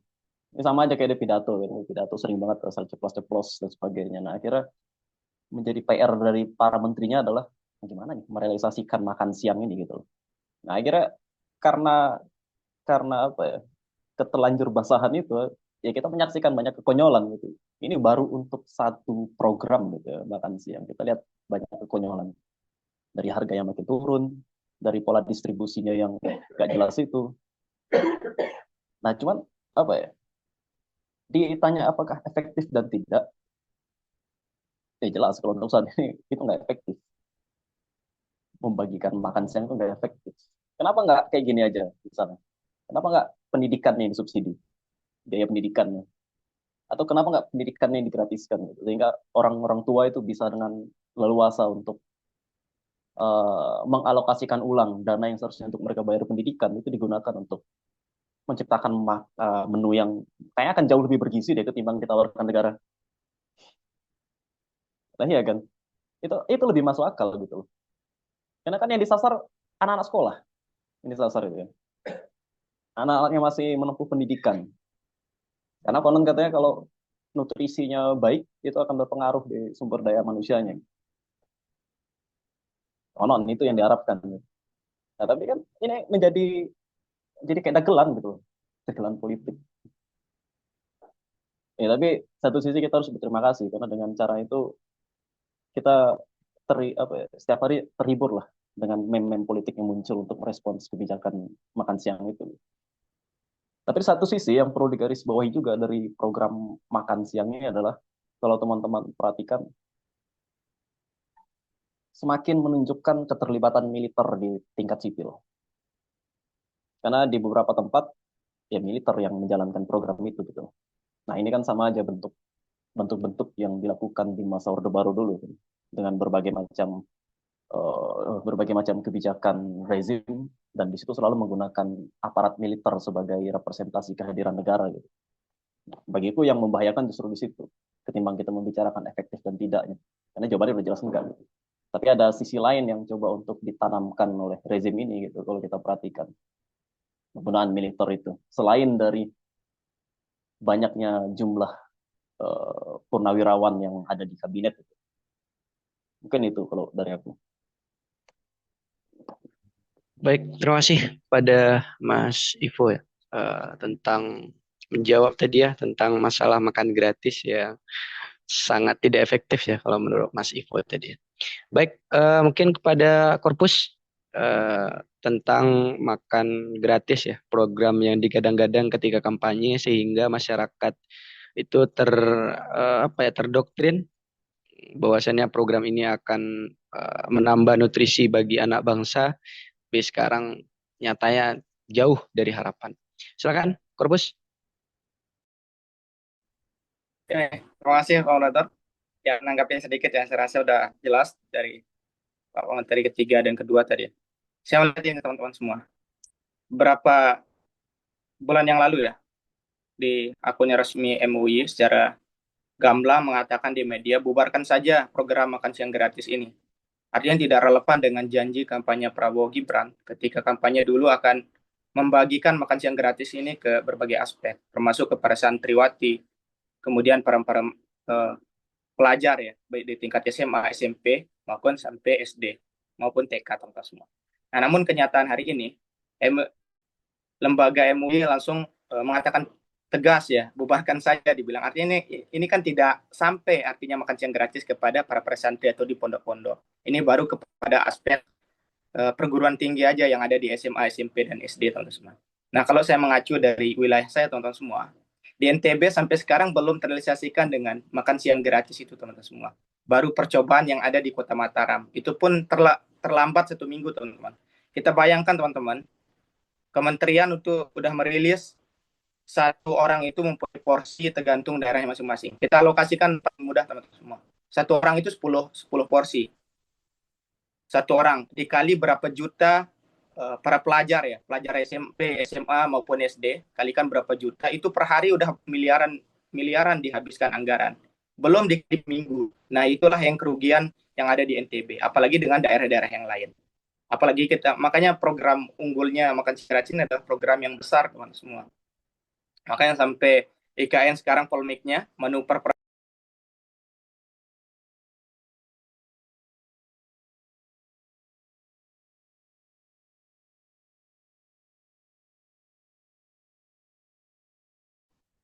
Halo, Cik. Bisa bergabung ya? Ya, masih, Bos. Oke. Maaf, karena HP saya tersinkronisasi ya, karena lagi azan langsung keluar teman-teman semua. Mungkin bisa kita percepat ya. Kita lanjut teman-teman semua. Sekarang ini berita-berita terbaru berkeluar. Prabowo bermanuver dengan eranya Jokowi, entah ini permainan atau gimana ya teman-teman. Awalnya IKN menjadi ibu kota Nusantara, menjadi sekarang ibu kota politik. Nah, itu diminta dirubah. Artinya tidak, ini bimbang periode sekarang, pemerintah sekarang satu sisi akan menutupi utang yang ditinggalkan oleh Jokowi, satu sisi akan menjalankan program unggulannya yang makan triliunan dana, kemudian satu sisi pembangunan IKN itu teman-teman semua. Nah, terkait tentang program makan siang gratis ini, sebenarnya menarik tadi apa yang dikatakan oleh pementeri ketiga dan kedua. Sebenarnya yang lebih efektif untuk memberikan jalan program ini adalah bagaimana alokasi anggaran makan siang gratis itu seharusnya disubsidikan untuk pendidikan seharusnya. Seharusnya untuk sekolah-sekolah perguruan tinggi aja yang didanain, atau mahasiswanya digratisin aja, atau siswanya digratisin. Kan makanya itu juga mengurangi beban orang tua teman-teman semua. Karena itu mungkin menjadi salah satu program kerja dari paslon yang lainnya, yaitu ada di Pak Ganjar dan Pak Anies dulu ya. Ini kita tidak bersengaja ya, namun ngambil referensi teman-teman. Mungkin dengan itu dia ngambil referensi, lebih baik kita kasih makan siang gratis. Namun tidak secara efektif teman-teman sekarang. Ini belum sama sekali memuaskan ya. Coba teman-teman lihat berita-berita hasil survei bagaimana kepuasan masyarakat tentang makan siang gratis itu tidak penuh teman-teman ya. Nah itu barangkali tanggapan saya teman-teman melihat makan siang gratis ini, saya rasa masih belum efektif karena mungkin juga masih percobaan ya. Namun ini udah ngabisin berapa triliun teman-teman semua. Ini baru satu provinsi aja udah miliaran, ditambah dengan beberapa provinsi yang kemarin. Kalau kita kalkulasikan udah hampir melebihi dari dana korupsi 300 triliun yang kemarin teman-teman semua ini. Apalagi dengan jangka panjang berapa 5 tahun periodenya ya. Semoga nih kita sama-sama doakan aja pemerintah ini ya. Sama-sama doakan dan jangan sampai, intinya gini teman-teman semua. Dana yang dikasih program siang makan gratis itu bukan, ya wajar pemerintah Presiden Prabowo bilang jangan mengucapkan terima kasih ke saya, tapi itu udah menjadi tugas saya. Ya benar, karena uang-uang yang dikasih untuk alokasi makan siang gratis itu adalah pajak-pajak dari orang tua masyarakat itu sendiri. Artinya anaknya yang dikasih oleh pemerintah, namun pemerintah mengambil pajak-pajak dari orang tua. Artinya ini kan perputaran perekonomian teman-teman semua. Nah itu barangkali kita pertegas, tetap kita kawal makan siang gratis ini ya teman-teman, karena ini menjadi program unggulan dan terus kita kawal program-program yang lain juga teman-teman semua. Terima kasih Pak Moderator, itu mungkin tanggapan saya. Baik, terima kasih Korpus. Mungkin ada pertanyaan terakhir ya untuk efisien waktu juga karena sudah mau masuk sholat maghrib ya di daerah Sumatera Barat. Ada pertanyaan terakhir dari kolom komentar, nanti mungkin bisa bantu dijawab oleh narasumber sekaligus closing statement ya, dan dijawab secara konkret dan singkat ya pada narasumber. Pertanyaan dari di kolom komentar tentang Presiden, kenapa Presiden tidak mengajukan RUU tentang perampasan aset yang korupsi ya? Apakah Prabowo sangat tidak berani untuk memberantas korupsi atau bagaimana kita? Nah, jadi silakan monggo kepada narasumber, kepada Mas Ivo terlebih dahulu ya terkait pertanyaan yang disampaikan tadi, mengapa Presiden kita tidak kemudian mengajukan RUU perampasan aset kemudian disahkan menjadi undang-undang. Bagaimana pendapat dari Mas Ivo? Mungkin bisa langsung closing statement nanti Mas. Monggo Mas. Ya, kalau RUU perampasan aset ya. Aku kalau dengar ini kayak apa ya, perampasan aset. Ini kan udah lama banget ya, dari pertama kali dibuat 2008 perampasan aset.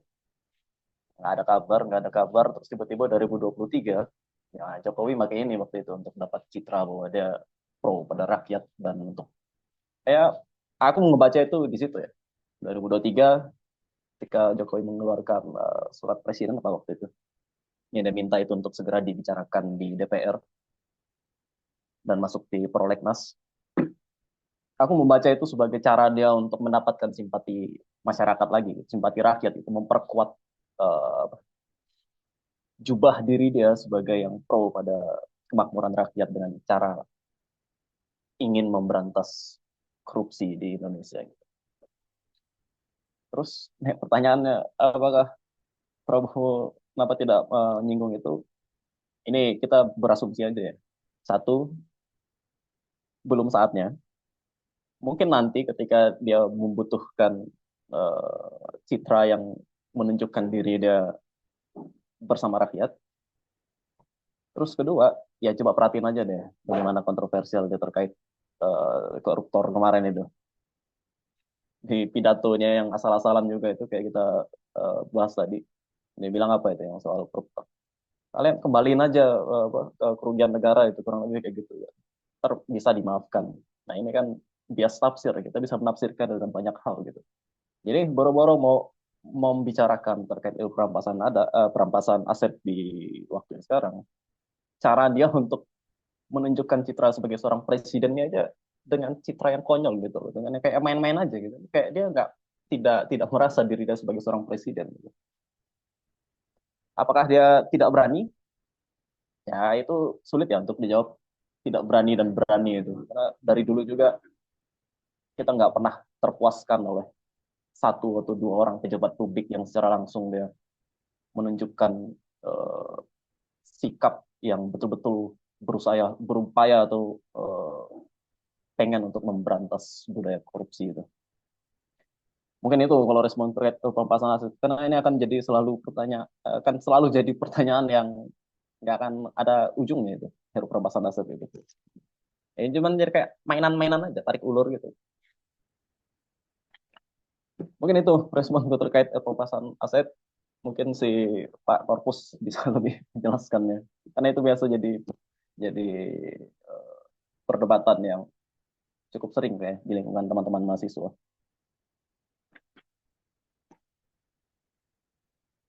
Closing statement ya?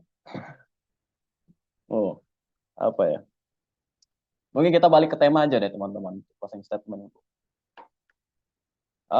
Karena selama ini negara telah menidurkan kita dengan dongeng-dongeng indah yang membuat kita terjebak pada hal-hal yang utopia, maka cara terbaik menurutku untuk melawan hal itu adalah kita segera bangun dan kita kabarkan kedistopiaan ini.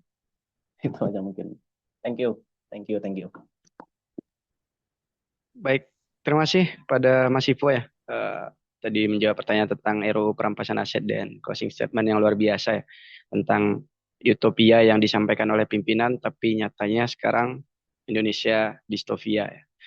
Baik, mungkin lanjut kepada Korpus. Silakan, Pus. Oke, terima kasih. Yang terakhir ini ya, mungkin langsung kita tutup dengan closing teman-teman. Ya, terkait tentang kenapa pemerintah tidak gercep ya bahasanya, tidak ngebut mengesahkan RUU perampasan aset, kenapa RUU yang lain yang dikebut. Nah, kalau teman-teman mahasiswa yang bergabung di BMSI, saya pernah meneruskan salah satu kajian ataupun file resmi A1 dari pihak legislatif DPR RI. Itu ada namanya Polnas, teman-teman, yaitu Program Legislasi Nasional atau rancangan yang akan dibahas legislasi dalam jangka cepat, teman-teman semua. Itu ada 41 program rancangan undang-undang ya yang akan dibahas. Nah, dari sekian 41 rancangan undang-undang itu, sama sekali tidak ada yang menaruh tentang RUU perampasan aset, teman-teman semua. Sedang bayangkan dulu pas akhir periodenya DPR RI di masanya era Jokowi, padahal RUU perampasan aset itu masuk ke tentang Pornas, itu program nasionalnya yang perlu dibahas. Namun kenyataannya pas ada legislatif yang baru, bahkan RUU perampasan aset itu ditiadakan, teman-teman. Artinya kan ada kepentingan besar, teman-teman, tentang RUU perampasan aset. Terlebih ini tentang bagaimana tentang korupsi, teman-teman semua. Nah, kalau kita lihat, teman-teman semua, pembahasan Pornas itu ternyata yang dicepatkan itu adalah bagaimana bisa menguntungkan undang-undang, bisa menguntungkan para elit ataupun menguntungkan para pejabat, teman semua. Tidak pernah melihat bagaimana respect atau kan menguntungkan masyarakat di bawah. Kita berkaca dari dulu, teman-teman semua. Undang-undang Cipta Kerja itu kan hanya cuma 1 malam dikerjakan, teman-teman semua. Terlebih apalagi undang yang baru-baru ini RUU tentang Minerba. Itu kan dibahas tahun 2020, teman-teman semua. Langsung disahkan, teman-teman semua. Sedangkan RUU perampasan aset ini jauh-jauh hari, teman-teman semua. Dibahas, kemudian dibahas sampai sekarang tidak pernah diselesaikan. Padahal masyarakat selalu menyuarakan itu. Nah, artinya kita bisa melihat bahwa kehadiran pemerintah hari ini bukan hadir untuk bagaimana kepentingan masyarakat di bawah. Dia hadir untuk bagaimana kepentingan masyarakat ya, selingkaran para kabinet, ya selingkaran para elit, teman-teman semua. Namun satu sisi juga kita sekarang melihat bagaimana ketegasan barangkali dari sikap Presiden Prabowo yang menjadi militer, teman-teman. Ini sebenarnya bisa kita ngambil pelajaran di kasusnya tembok laut yang ada di Tangerang, teman-teman semua. Itu kan ada 3 posisi teman-teman yang harus kita bisa baca. Satu sisi kita sebagai masyarakat di bawah tidak boleh dirugikan dan tidak boleh diuntungkan teman-teman semua. Begitu juga di yang kedua, pihak kedua adalah pemerintah ataupun negara tidak boleh mengesarakan rakyat ataupun menguntungkan para elit teman-teman semua. Satu sisi ada permainan para elit di sana, yaitu para pengusaha besar yang kita kenal sekarang teman-teman sering dibilang 9 naga. Artinya kan itu ada nama aduan di sana kan terlibat di tembok gitu, dan bahkan ada beberapa nama pengusaha-pengusaha dari Cina yang besar yang notabene yang mengelola negara kita teman-teman yang di belakang layar ya, itu terseret namanya semua. Bahkan pengurus pusat Muhammadiyah melaporkan terseret atas nama Jokowi. Nah inilah yang kita maksud teman-teman, artinya Jokowi itu adalah pemimpin yang gagal, banyak bernostalgia di depan masyarakat mencerminkan kepemimpinan yang gitu kerakyatan terhadap masyarakat. Satu sisi dia sewena-wena memberikan kewenangan terhadap kepentingan keluarganya, teman-teman semua, bagaimana Gibran naik, kemudian para mana adiknya, kemudian bagaimana keluarganya ya, sepupu dan sebagainya. Nah, kita bisa berkaca bahwa tembok yang ada di Tangerang ini kita tahu tidak ada surat izinnya, teman-teman. Artinya secara tidak langsung ya Jokowi meminta silakan ambil saja teman yang siapa yang mau bisnis. Artinya dia yang penting bisa melindungi dia. Nah, itu bahasa kasarnya teman-teman. Dan ini terungkap. Dan hal itu ke depan teman-teman yang harus perlu kita kawal adalah suarakan tentang bagaimana RUU Perampasan Aset. Karena RUU Perampasan Aset ini satu sisi adalah keinginan kita sebagai masyarakat di bawah, satu sisi adalah pertarungan para elit di atas. Bagaimana bisa mementingkan terus mempermainkan negara kita. Nah, ketika kita kuat terus mensuarakan, mau tidak mau akan berhasil, teman-teman. Banyak kita ambil pelajaran. Tidak ada yang mustahil, teman-teman semua. Selagi kita konsisten menyuarakan dan melihat bagaimana pro ataupun kontra ataupun positif dan negatifnya yang akan dihadirkan oleh RUU Perampasan Aset ini. Barangkali itu orator ini udah iqomah ya. Barangkali udah panggilan. Sekali saya izin langsung closing teman-teman. Kita tutup teman-teman dengan sama-sama melepaskan alhamdulillah.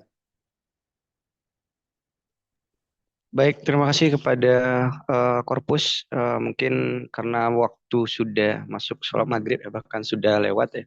Mungkin pada kawan-kawan banyak hal yang rasanya saya percaya pada kawan-kawan banyak hal yang ingin disampaikan, tapi karena keterbatasan waktu yang membuat hal itu tidak bisa disampaikan secara langsung di sini, barangkali bisa disampaikan melalui media kawan-kawan dan bersuara untuk ketidakjelasan dan keburukan dari pimpinan kita. Dan mungkin ada sertifikat yang akan diserahkan secara simbolik kepada narasumber kita. Ini yang pertama kepada Bang Ferry. Ya, ini sertifikat secara simbolik. Saya selaku moderator mengucapkan terima kasih kepada Bang Ferry ya, karena sudah mau meluangkan waktunya untuk menyampaikan hal yang luar biasa kepada kita semua dan memberikan pandangan terkait keadaan dari Indonesia sekarang. Mungkin untuk selanjutnya sertifikat untuk narasumber yang kedua akan diserahkan secara simbolik kepada Mas Ivo. Sekali lagi terima kasih Mas atas luangan waktunya kepada kami hadir dan menyampaikan pandangan yang banyak sekali bisa kita ambil untuk pelajaran. Selanjutnya sertifikat akan diserahkan secara simbolik kepada Korpus BEMSI pada Pres Herianto. Terima kasih Pres Korpus karena sudah meluangkan waktunya untuk menyampaikan pandangan dan pendapat pada diskusi publik pada hari ini. Mungkin itu rekan-rekan semua, saya pribadi moderator izin menutup diskusi publik pada sore hari ini. Tapi sebelum itu informasi tentang ya tadi, karena ada banyak hal yang ingin disampaikan tapi tidak tersampaikan pada Zoom kali ini. Kita akan adakan konsol yang sudah diinformasikan melalui media BEMSI dan harapannya kawan-kawan bisa hadir dan ikut membersamai. Kita suarakan keresahan-keresahan itu, kita suarakan permasalahan-permasalahan itu, hak-hak kita yang diambil. Dan pada kawan-kawan saya sangat yakin mahasiswa sekarang masih banyak mahasiswa yang kritis dan mau untuk menyuarakan kebenaran itu. Dan informasi kepada kawan-kawan pada diskusi publik kita hari ini itu di-up di YouTube BEMSI dan kawan-kawan bisa lihat di sana untuk terkait barangkali ada yang tertinggal telat masuk terkait penyampaian boleh dilihat di YouTube BEPSI dan nanti akan di-share untuk linknya. Barangkali itu kawan-kawan. Terima kasih kepada kawan-kawan semua, rekan-rekan mahasiswa yang tergabung. Saya selaku moderator mengucapkan terima kasih atas segala perhatian. Untuk menutup diskusi kita pada sore hari ini, kita ucapkan hamdalah, alhamdulillah alamin. Dan kita sempurnakan dengan doa kafaratul majelis. Subhanakallahumma wa bihamdika asyhadu an la ilaha illa anta astaghfiruka wa atubu ilaik. Terima kasih kepada kawan-kawan. Panjang napas perjuangan. Salam satu pergerakan. Hidup mahasiswa, hidup rakyat Indonesia, hidup perempuan Indonesia. Terima kasih atas segala perhatian. Mohon maaf atas segala kekurangan. Saya akhiri wabillahi taufiq wal hidayah. Assalamualaikum warahmatullahi wabarakatuh.